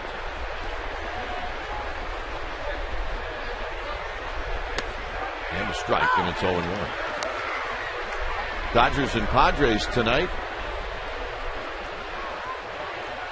Dodgers won last night 2-0.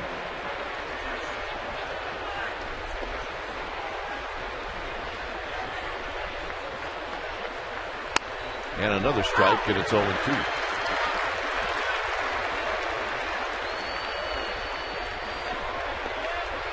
At-bats are precious, and guys hate to lose an at-bat because it's hard to see, or it's raining, or it's cold, or it's windy, or it becomes a rough at-bat when you're dealing with the elements.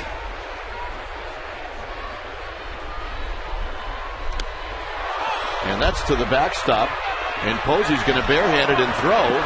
And he throws it by Sandoval. And it'll be strikeout, and then a wild pitch. That was a breaking ball. Gabby Sanchez missed this by about 2 feet. Kicks away from Buster Posey, who almost pulled it off. So here's Ugla.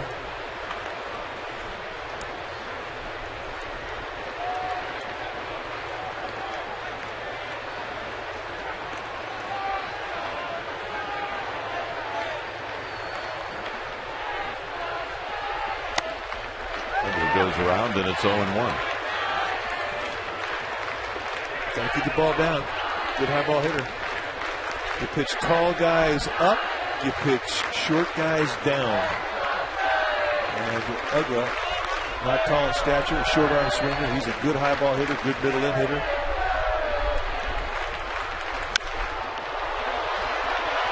Wynn's starting to take this one. Huff is back and it's gone.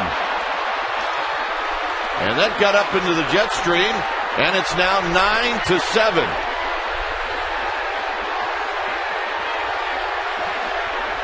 Ugla with another home run, and there have been 5 runs scored here in the 7th. And it was right in his wheelhouse.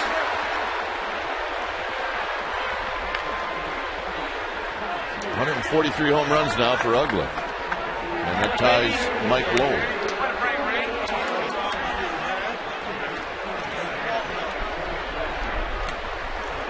Got to keep the ball down to Ugla, and the Giants have not done a good job of that in this series. Here's Cantu. And Cantu got a good pitch to hit. That was a good one slider, and that was a very hittable pitch. There's the home run. Up and in. You are talking about wheelhouse city, and he didn't miss him.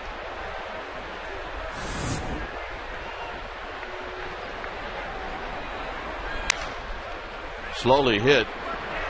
Renteria will make the play, and that'll finally end the inning. So the Marlins very much back in this one.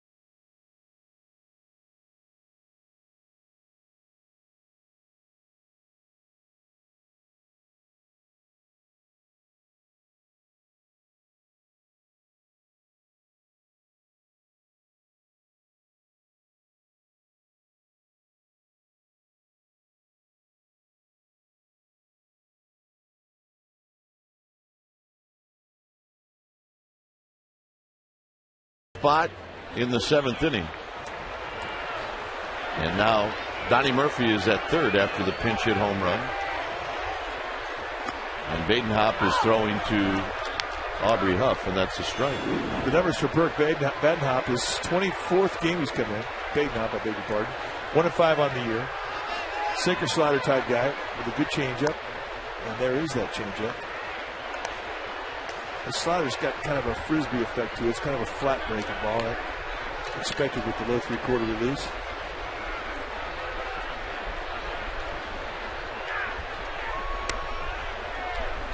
Difference in the game right now is the Andres Torres home run.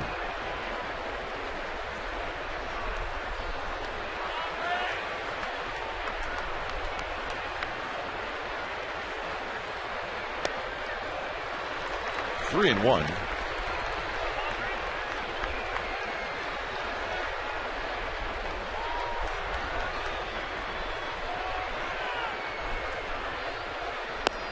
And the walk.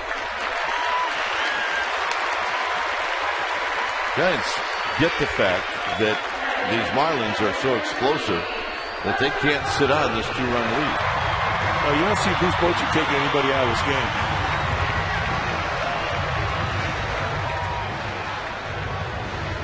To rest a veteran player. Giants had a 9-2 lead, and there's too much explosion in this lineup. Can't do it. Badenhop runs that in on Posey, and he swings and misses. No balls and 1 strike.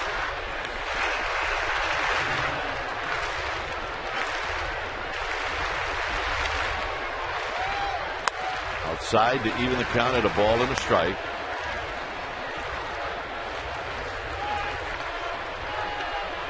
Sergio Romo is in the bullpen getting loose.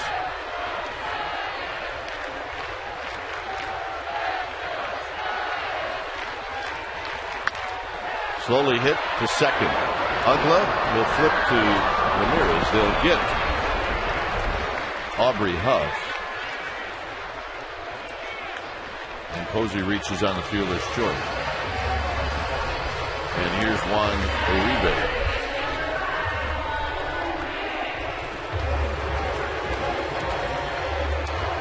A 3-for-3 day for Juan Uribe.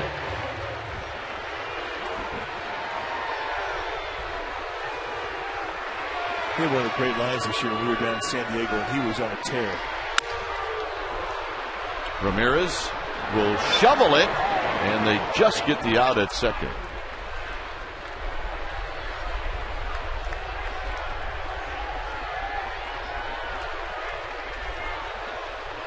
Uribe had been really hot, and I think it was Matt Latos. Nobody else was hitting him, and he got a couple of knocks off him. But the next day we said, "Hey, Matt Latos has got nothing for you, does he?" And he looks at me and he says, "Not right now, he doesn't. Check back in 2 weeks." And it just sort of gives you the mindset of a big league hitter, especially a veteran who knows when they're hot. They enjoy the hot streak, but they also know that a couple weeks down the road they may not be hot. Sandoval takes one wide. Sandoval picked up a hit in the first inning. He's 1 for 3. But he said in the clubhouse, within earshot of a lot of the Giants hitters, and they all laughed. Thought those were sage words. And they are. And you have to learn how to deal with that opinion. Because your whole life is not going to be one big 21-game hit streak. There's going to be some downside as well.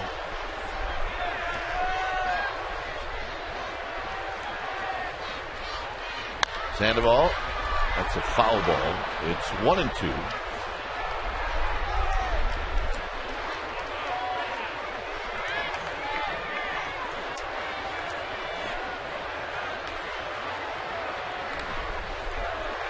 Aaron Rowan on deck should Sandoval extend the inning.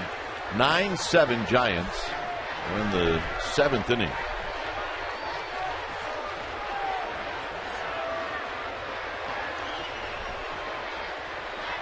Sandoval tops this one to Ugla.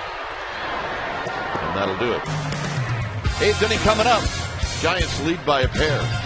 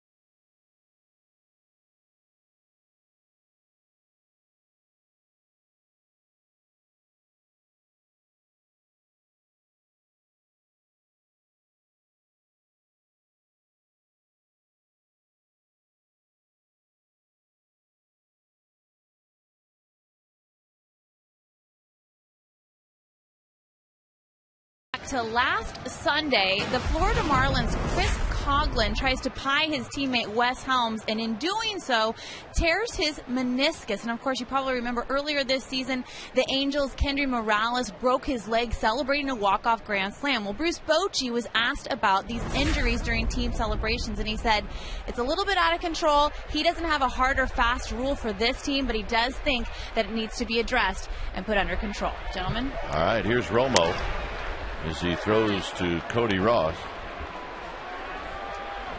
9-7 Giants. Well, in this particular case, you'd think the players would be able to police themselves. Yeah, I mean, common sense would have to prevail.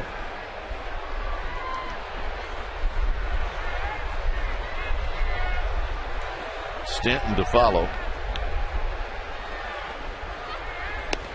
2-0. It's like the NFL. I mean, touchdown celebrations, guys have an ACL, knee problems.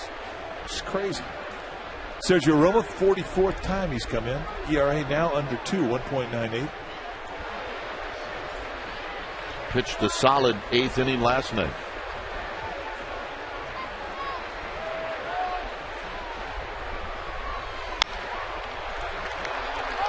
Popped up. Who's it going to be? Rowan. 1 out. Well, Monday, August 9th, the Giants are going to take on the Chicago Cubs, and it's also a Jerry Garcia tribute night presented by Ben & Jerry's. Celebrate a legendary San Franciscan with a special ticket package. It includes a seat in the Jerry Garcia tribute section and a commemorative Jerry Garcia Giants bobblehead. Partial ticket proceeds will benefit the Rex Foundation. The bobblehead is only available through this special ticket offer, so check it out at sfgiants.com/special events. Here's Stanton. So we're bringing in Jerry Garcia just for Bob Brennan. Yep. He's a deadhead. He likes him.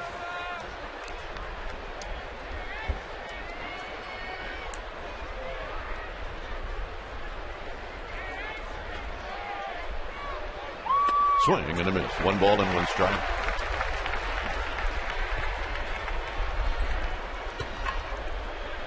Stanton doubled off of Sanchez to lead off the 7th. He's 1 for 3.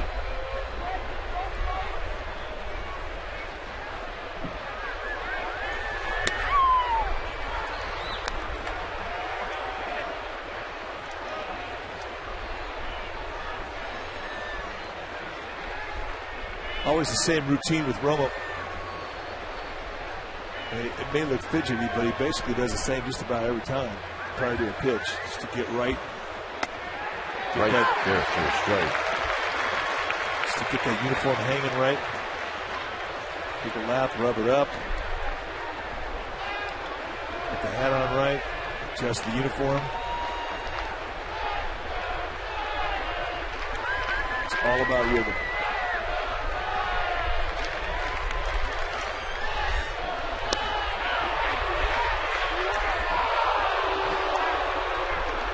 Lance Barksdale has usually got a pretty quick trigger down there at first base on a check swing. Did he go? Nope, he did not. Good call. Good non-call.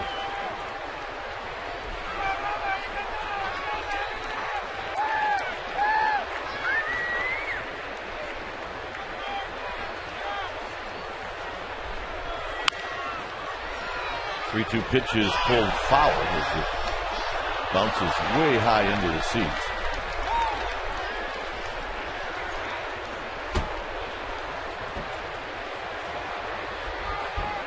There's a deadhead. He'll be there at Jerry Garcia night. Oh, yeah. 3-2.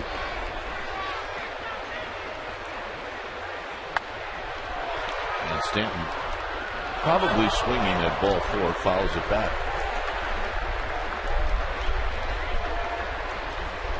Got a man making a play. Take your bow. All right, grab some pine, dude. That a bit.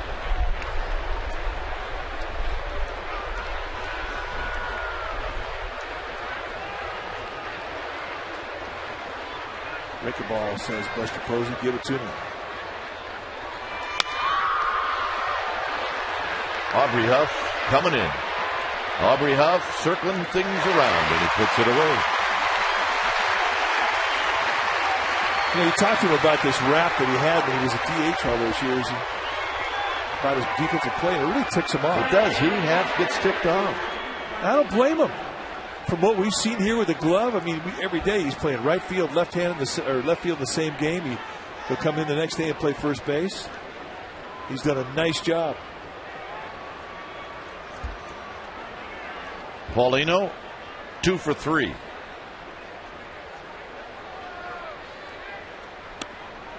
No chance. No balls and 1 strike.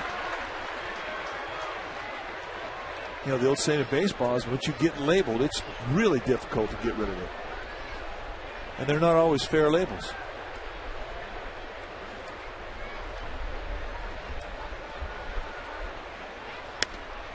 Good pitch, 0-2.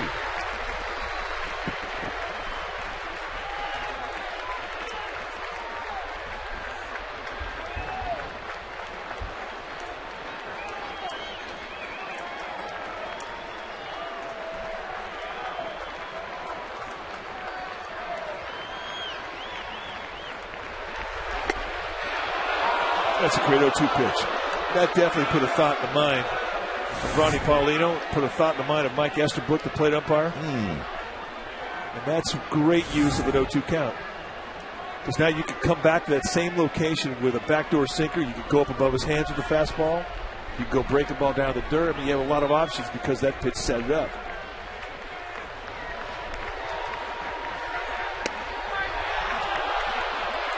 Tried it again and missed again, and it's 2-2.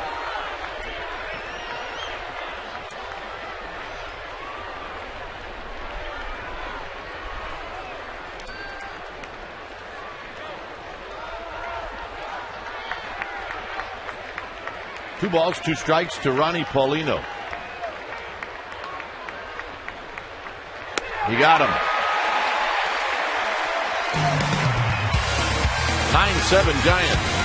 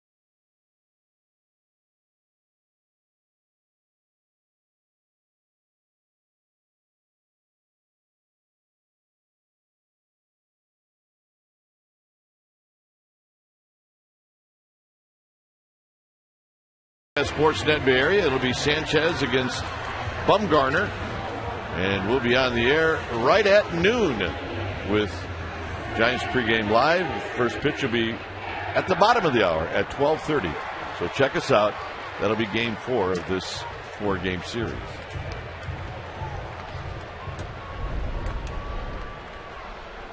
Oh yeah, first game right there. This little guy might be here. Rowan looks at a strike from Badenhop.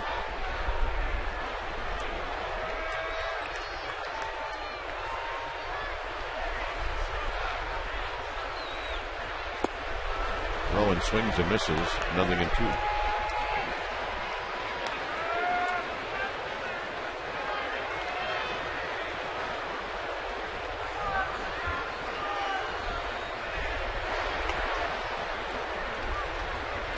Staying with the slider. Wide target.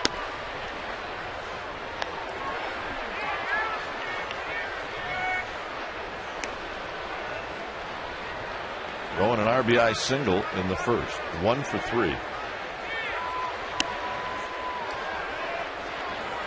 Tried to sling a little backdoor sinker on that outside corner. It's a tough part about a low 3/4 release. Not many guys have had pinpoint command with that release. It's tough. And he gets rolling. All right, let's check in with Amy G. Amy? All right, well, Brian Wilson's orange shoes have certainly been an ordeal. And Dwayne and Mike, you touched on it earlier. He was fined $1,000 by Major League Baseball. Here's why. According to Major League Baseball, your shoes have to be at least 50% the dominant color of your uniform. In this case, for the San Francisco Giants, they said it was black. So today, Brian Wilson took a black Sharpie and colored his shoes in. Guys?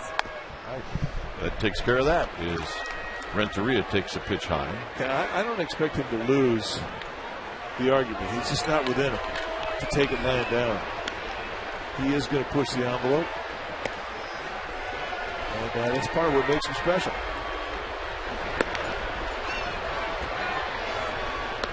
Actually, I think that's a better look. Much. Renteria taps it foul on the 2-0 pitch. So we know what he did today before the game, before batting practice. He took out the old Sharpie and went to work. Yeah, that does not fall in Mike Murphy's jurisdiction. No, it does not. Roll foul. But I guarantee you the whole time he was down there filling it in with the black Sharpie, he was laughing about it.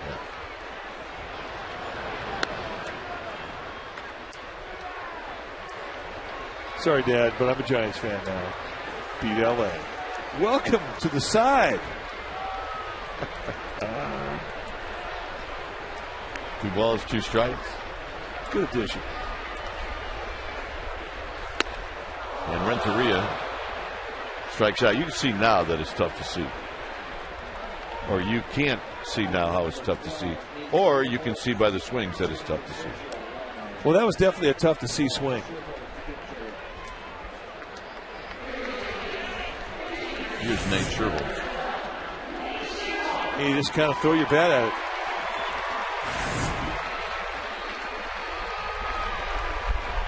A little frustration in that swing.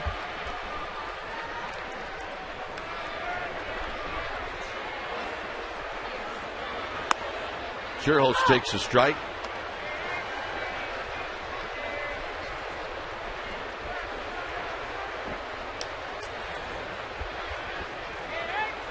Swing and going to miss. Nothing in 2.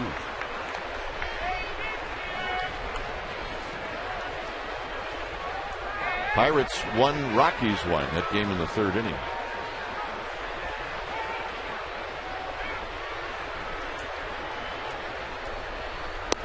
And Sherrills out swinging to end the inning. 3 strikeouts for Baden.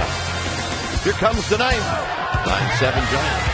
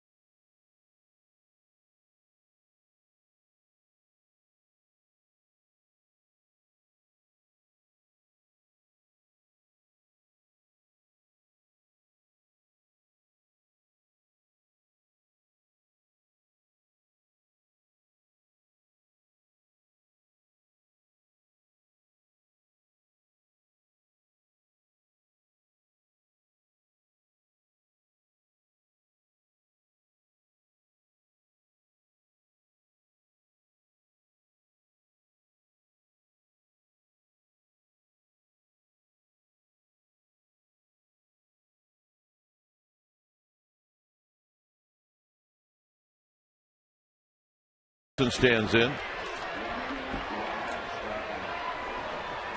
Wilson facing Murphy, Donnie Murphy, who had a pinch hit home run in the 7th. And Wilson's first pitch is outside for a ball.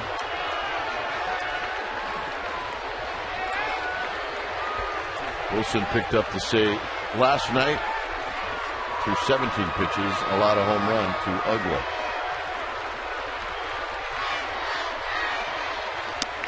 And he got some help from Donnie Murphy. 1 ball and 1 strike. Donnie Murphy was going to swing no matter what in that 1-0 count. He was going to look for a fastball, get it, take a hack. 30 saves out of 32 chances. 62 strikeouts in 45 innings. ERA 1.99.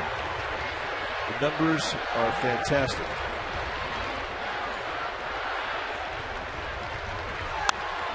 A 1-2.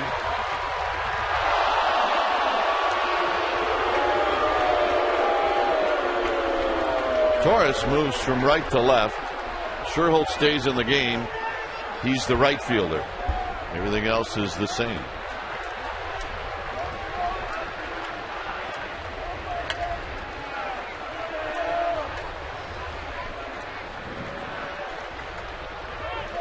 Murphy asked for time.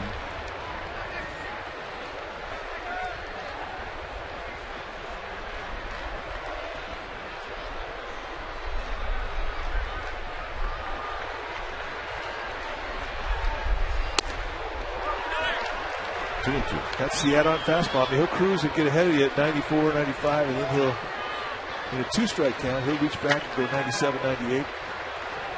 It really is another pitch. I mean, the difference between 95 and 98 is significant.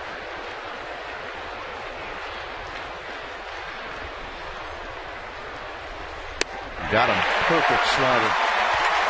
I mean, a perfect location on the slider. And that's a big first out. Posey sets wide, his glove right on the target, and that thing shaves the strike zone and it just falls away from the swing. See the high hand position, arm pronate through the release. Strong man, folks.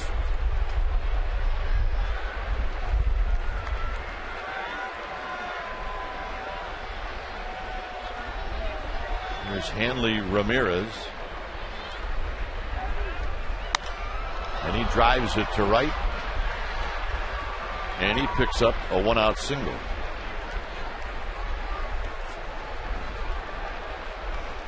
And that'll bring up Logan Morrison.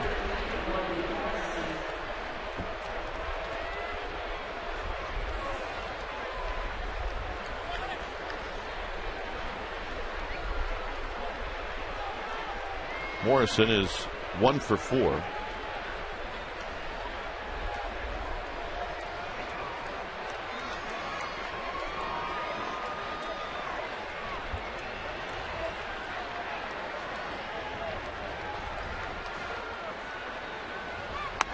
And a strike, and it's 0-1. We've watched Morrison have a nice left field approach. Giants are going to play him straight away. They don't really have a book on him. Don't know much about him. Just got called up yesterday. Actually, he was here for the first game of the series. Drives this one down the right field line. And this is off the bottom of the wall. His Sherholtz will just get it back into the infield. And just like that, the Marlins have the tying run at second base.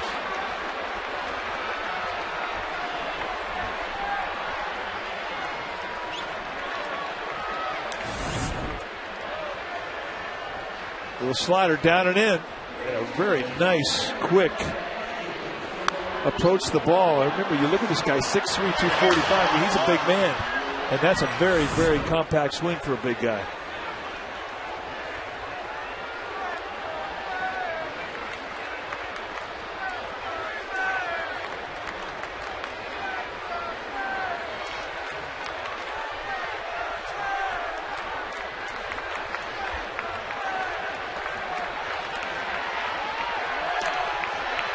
Here's Gabby Sanchez.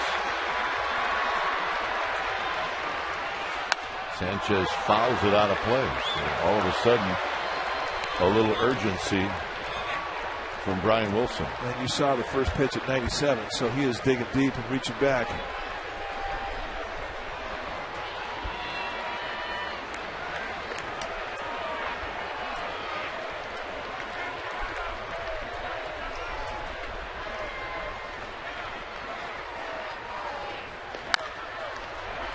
Sandoval gets a tough hop.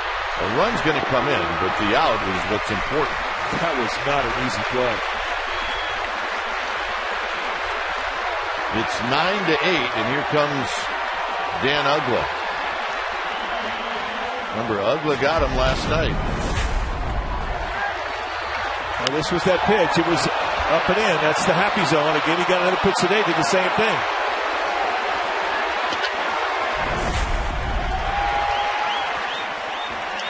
$35,945 on their feet. As Ugla stands in.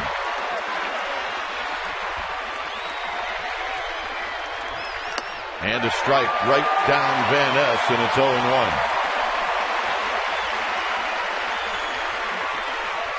You've got to have the guts to challenge in this situation, and that was a big, big challenge fastball that Ugla took.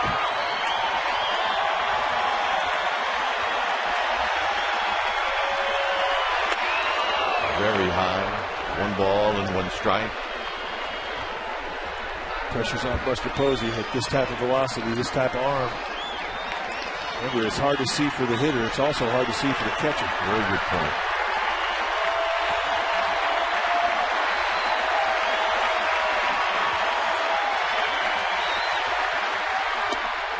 Two balls and 1 strike. Wes Helms is on deck.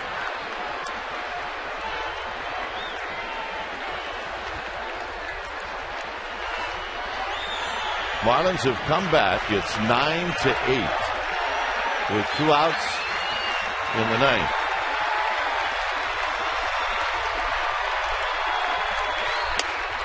Three and 1.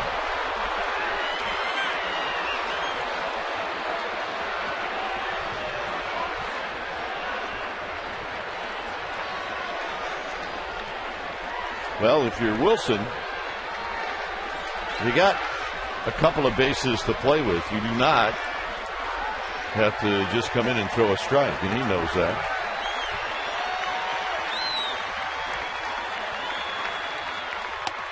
Three and 2. Went on the outside corner with 97. So a challenge on the outer half of the plate, a swing through strike 2. And this is when you let the fans help you out. You take your time. You let that hitter hear him. And at times, the crowd noise will make that bat get a little heavy.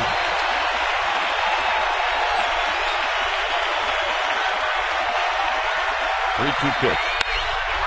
Hit out into left center field, and it's going to fall.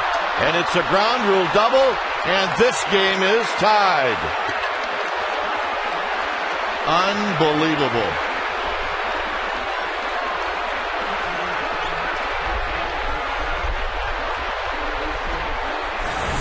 Well, Ugla has been a one-man wrecking crew in this series, and there is the high middle-in mistake, and that is his strength, and he does not miss him. He finds a gap, and if you're the Giants, you have to be lucky that this ball did not go out of the ballpark. Absolutely. Here's Wes Helms.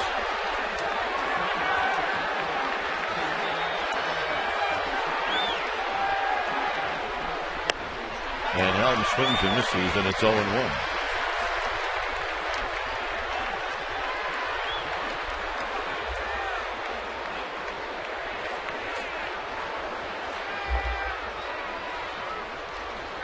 Swing and a miss, 0-2.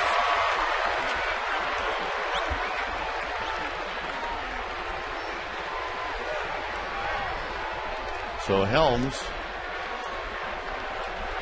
hitting for the pitcher.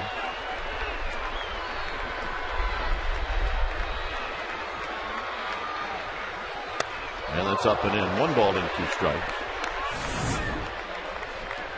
There you see the setup, and look at the leak right to the hot spot.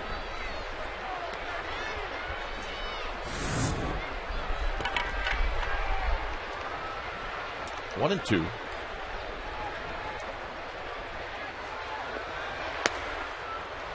Low and away. 2 balls, 2 strikes. This crowd on their feet. Not anymore.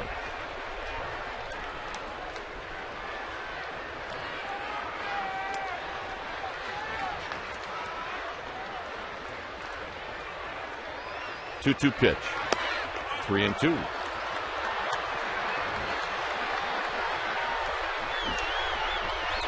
Marlins are down 9-2 and have battled back 7 runs in the last 3 innings.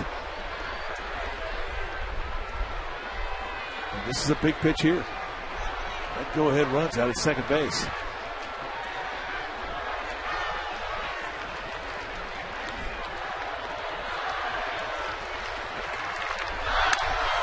Just got a piece of it to stay alive.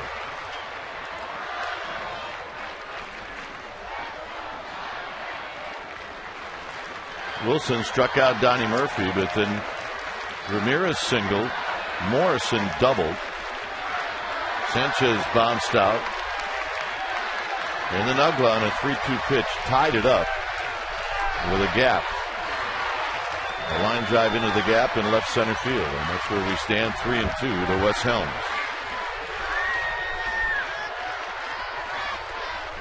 On the ground, foul.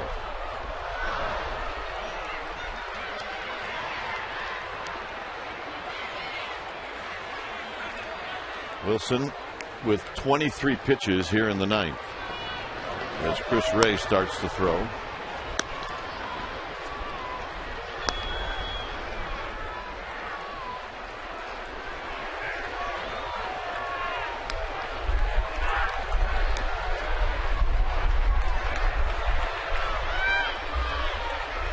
Three-two pitch. Here it is.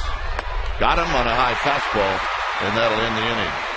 Bottom of the 9th coming up. It's 9-9.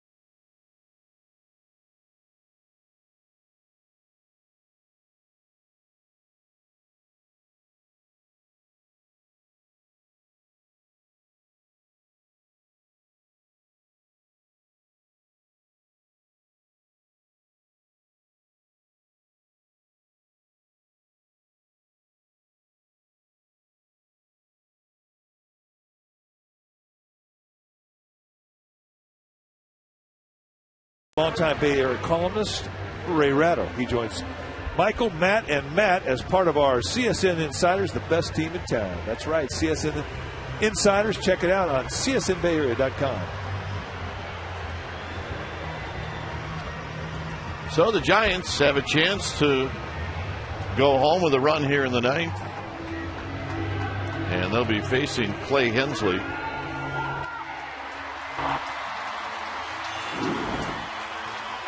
th time that Hensley has come into a game. He pitched earlier in this series and threw a very clean inning, 53 strikeouts against 18 walks. And all that 45 in the 3rd. He's a 4-pitch guy. Curveball, slider, changeup to go to the fastball. Lots of sink. Emilio Bonifacio stays in the game. Bonifacio now in left field.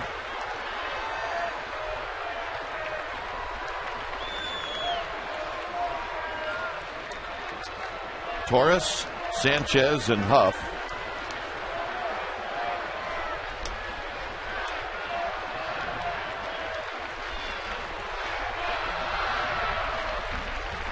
swing and a miss. 1-2. That's a good changeup right there. Actually, it's not Huff. It's Wilson in the third slot. Lines hit 755 off of Hensley. 2-2.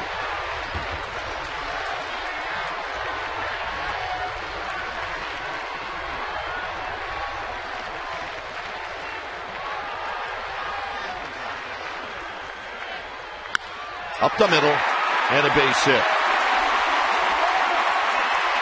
Andres Torres with a leadoff single, and the hitter will be Freddie Sanchez. Just make it simple. In 2 strikes, you make your adjustments. This is going right back up the middle, hitting the 101 that executed perfectly. See that whole left side of Torres throw to the ball. It's allowing that ball to get deep. Just beautiful mechanics. That's the third hit of the afternoon for Torres, and here's Freddie Sanchez. And Sanchez pulls the bat back, and it's low. 1 ball and no strikes.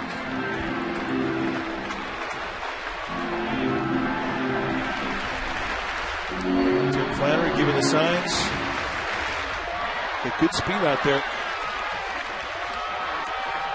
Most likely a bunt, but there are other options here for Bruce Bochy. Freddie Sanchez did a smart thing. He showed bunt, the throw over, and Edwin Rodriguez saw the bat come off his shoulder. I don't know if he's totally convinced that the Giants are going to keep that bunt play on. Torres goes. It's a hit and run. Slowly hit. Ramirez will throw. Just got him.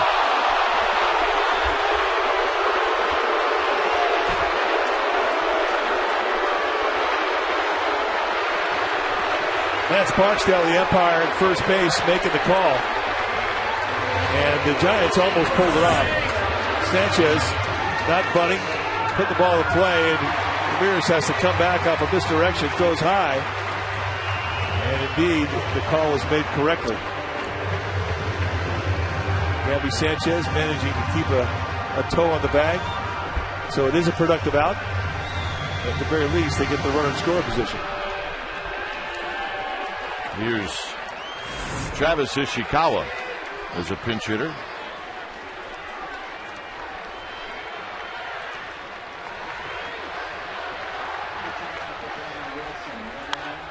Fly ball, right field, hit well, caught on the track by Stanton, and Torres heads back to second base. Torres got caught between a rock and a hard place.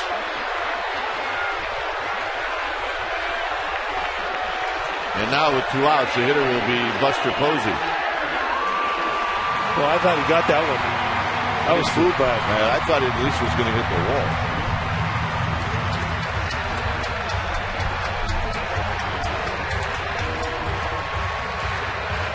Posey is 1 for 4.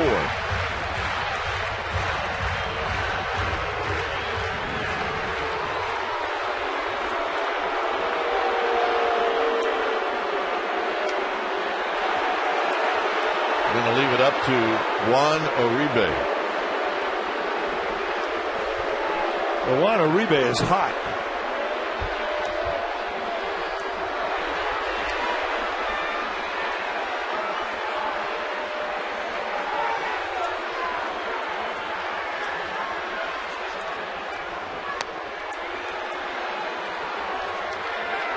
So Posey will take the walk.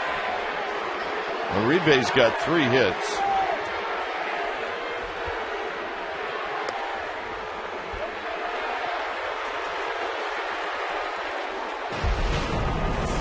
Here's 2 of the hits by Uribe. That one back up the middle. And he had a triple. It was just roasted to right center. And not at a bad location either.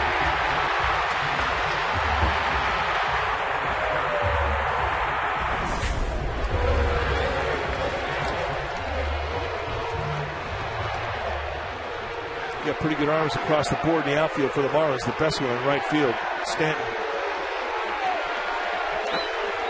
Torres will do a good jump. There are 2 outs. Inside corner, 0-1.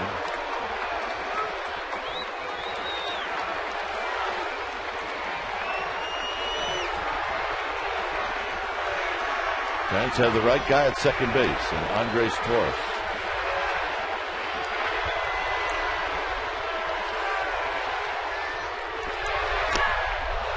Two.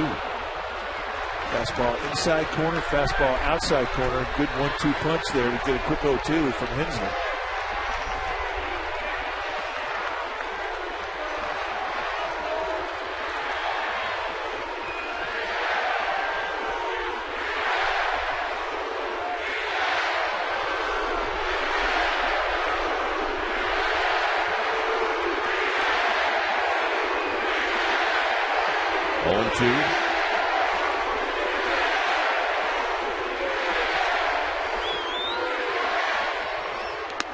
Not close. 1 ball and 2 strikes.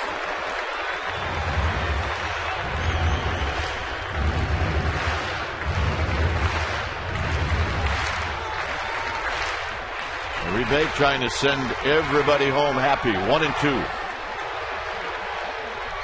Breaking ball, and it's not going to happen. Extra innings. It's 9-9.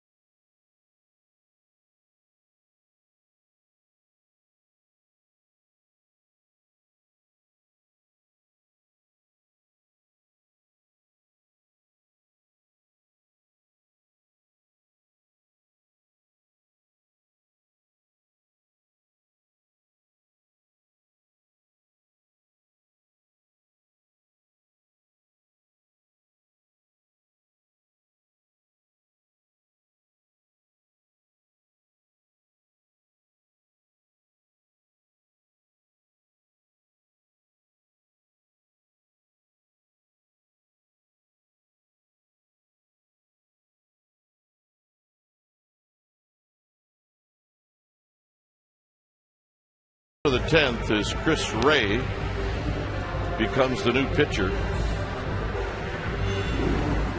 The numbers for Chris Ray: 46 times he has pitched this year, combined this year with the Rangers and the Giants. 21 strikeouts against 20 walks, and you usually see a 1-to-1 strikeout walk ratio with a guy who has got a good sinker, and he does have a good sinker. He could definitely throw the ball on the ground.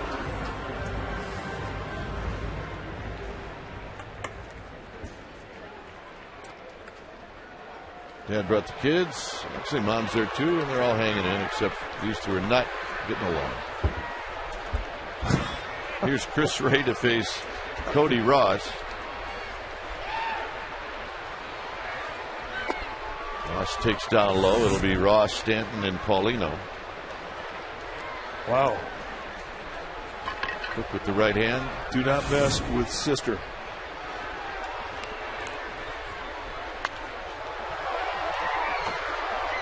Foul straight back. It's 1 ball and 1 strike.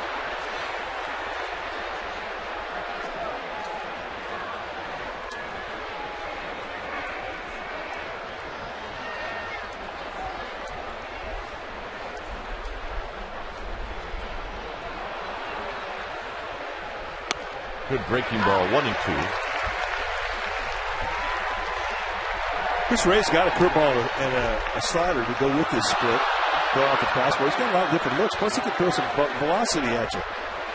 He can heat it up 93, 97. Pulled on the ground. This is a foul ball.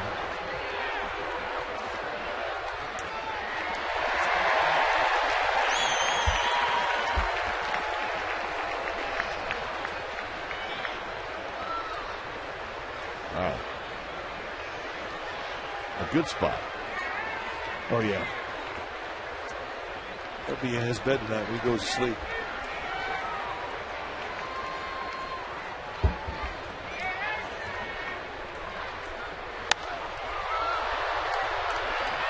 Hit out into center field for Aaron Rowan.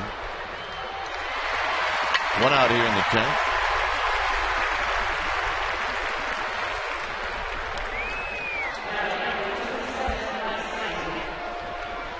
Up and down the Marlins lineup, Pat, there's a lot of guys that can hit the ball out of the ballpark. Just about everybody. And that's how they swing, and that's how they play their game. So to say that it's going to change in extra innings would be a lie. There's a strike at the knee. Well, I think it gets worse because they do have power. They all swing for it.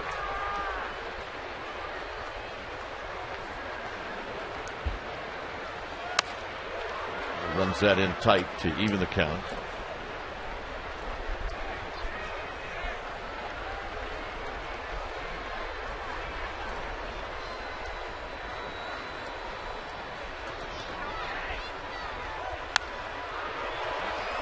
Stanton shoots this one back and out of play. He's 1 for 4. He doubled and scored in the 7th inning. Dangerous pitch.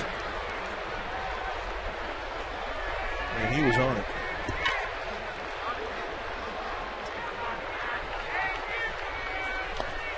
Blocked by Buster Posey, 2-2.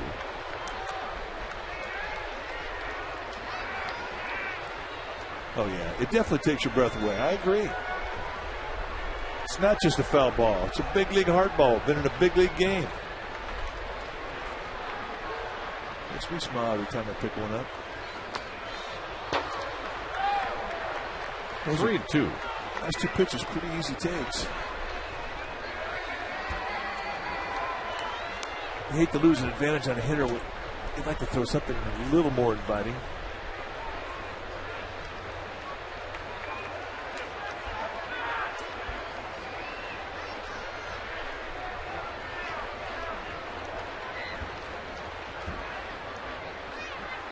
He got him.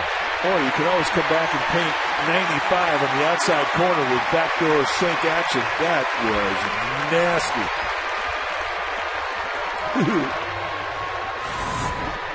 Well, this is just a reminder to Mike Stanton, who's a rookie, that this is the big leagues because that is unhittable. Perfect pitch. Here's Paulino.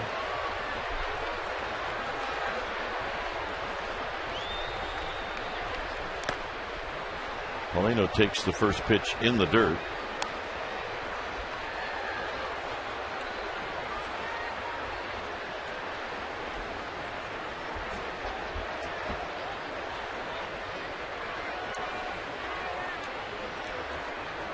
But this is a game that just sort of put the old theory away, put it to bed, never to be seen or heard from again. And that's the theory that it's hard to see here on 4 o'clock games. Loop down the right field line. That'll be out of play. 18 runs, 24 hits, 4 homers.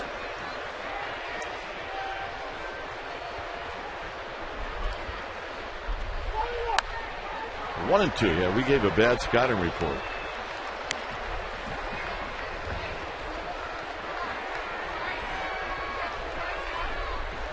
I mean, I got to be honest with you. Coming to the ballpark today, I did not think we were going to see Coors Field. Old Coors Field. Yep. And it's been a slugfest.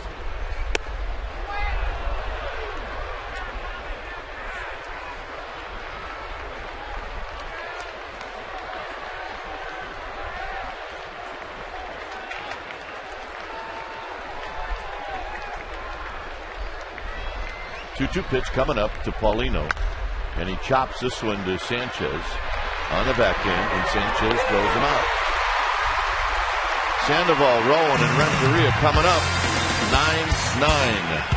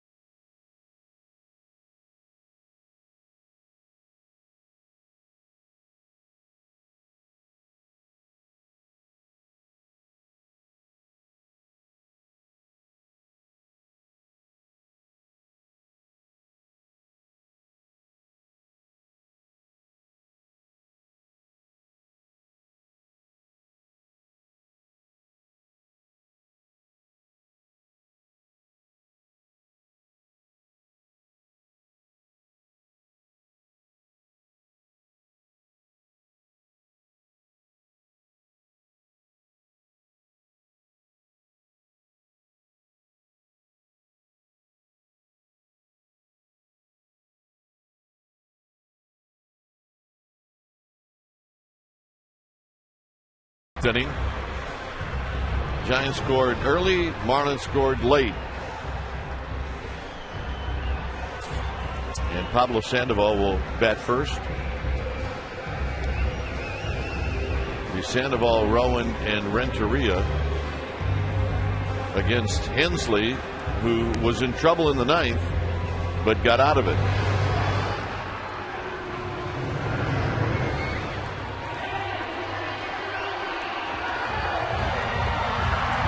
So here's Sandoval. Singled in the first. Since then has bounced out 3 times.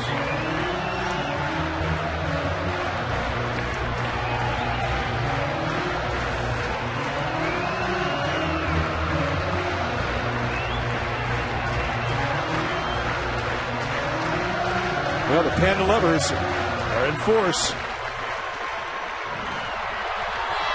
He will gamble for it. Low and away.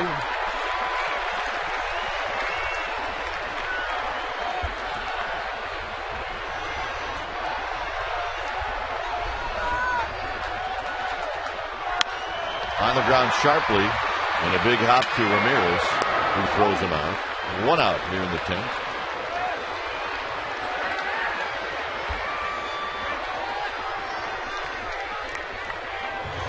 Here's Rowan.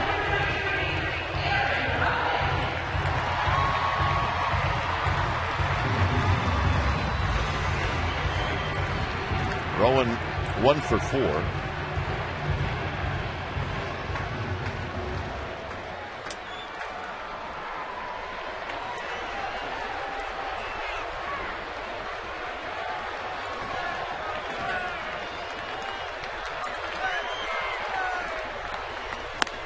And a miss. No balls and 1 strike.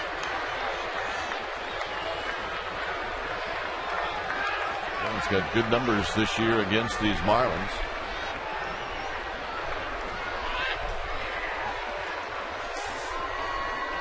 Including a pinch hit home run on Monday. And tight to even the count.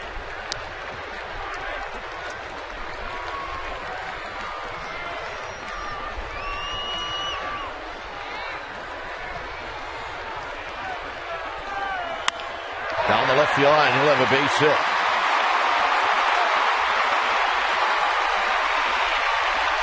Rowan with a 1-out single. And the hitter is Edgar Renteria. Renteria hit his 2nd home run of the year last night. Middle in. Just dropped ahead, and he knew it. It was large, and it was loud.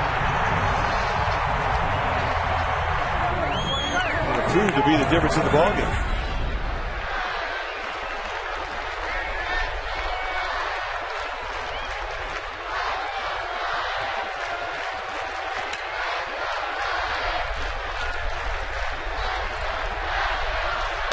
First pitch right at the knees, and it's a strike. No balls and 1 strike.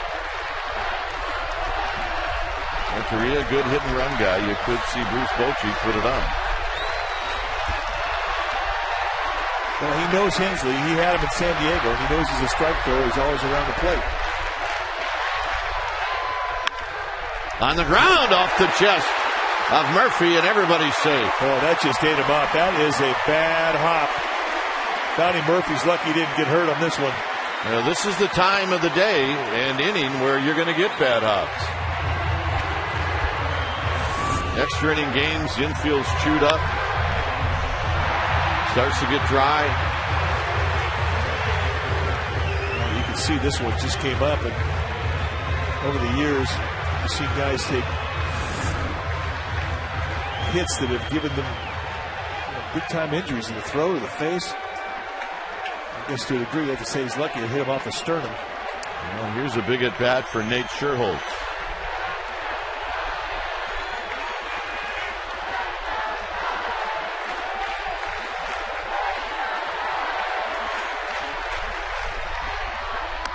Way outside. Now, if he's going to pitch Nate Scherholz away, that's going to play into his favor. He's a good middle away guy, and he's got a good opposite field approach against that side of the plate.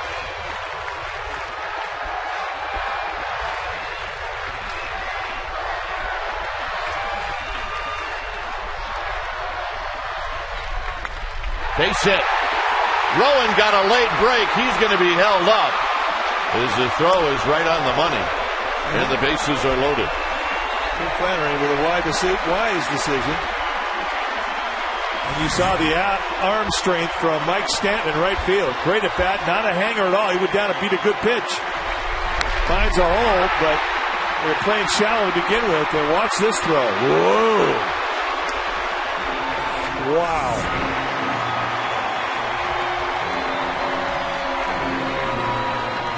Edwin Rodriguez, the manager, is going to come out. A lot of this is just going to be about how to play defensively. Also, if you're Andres Torres, I don't know how many times we've said this, but it bears repeating. You have to remind yourself that you're not the guy in trouble. The guy out on the mound is the one in trouble. So you got to let the game come to you.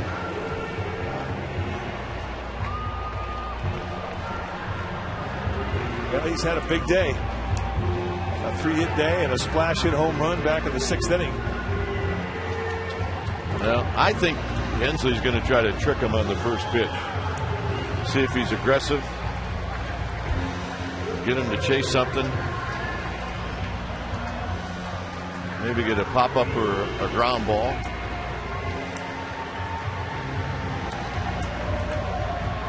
If you're Andres Torres, you don't try to do too much. You try to get a pitch you can get up deep enough the outfield to score the runner from third. And Aaron Rowan's got good speed, so it would have to be no more than a medium fly ball that would end this game.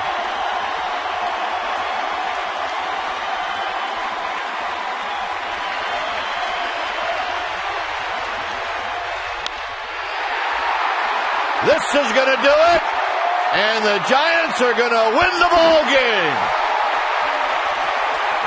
On one pitch, a one-hopper up against the wall in left center field, and we got a problem. Oh, I was going to say the Marlins were saying that nobody touched second base. Nate Schultz is going to go back there just in case,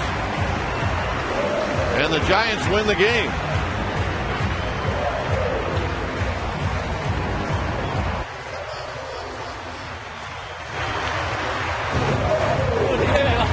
So Andres Torres hits a ball into left center field on the first pitch.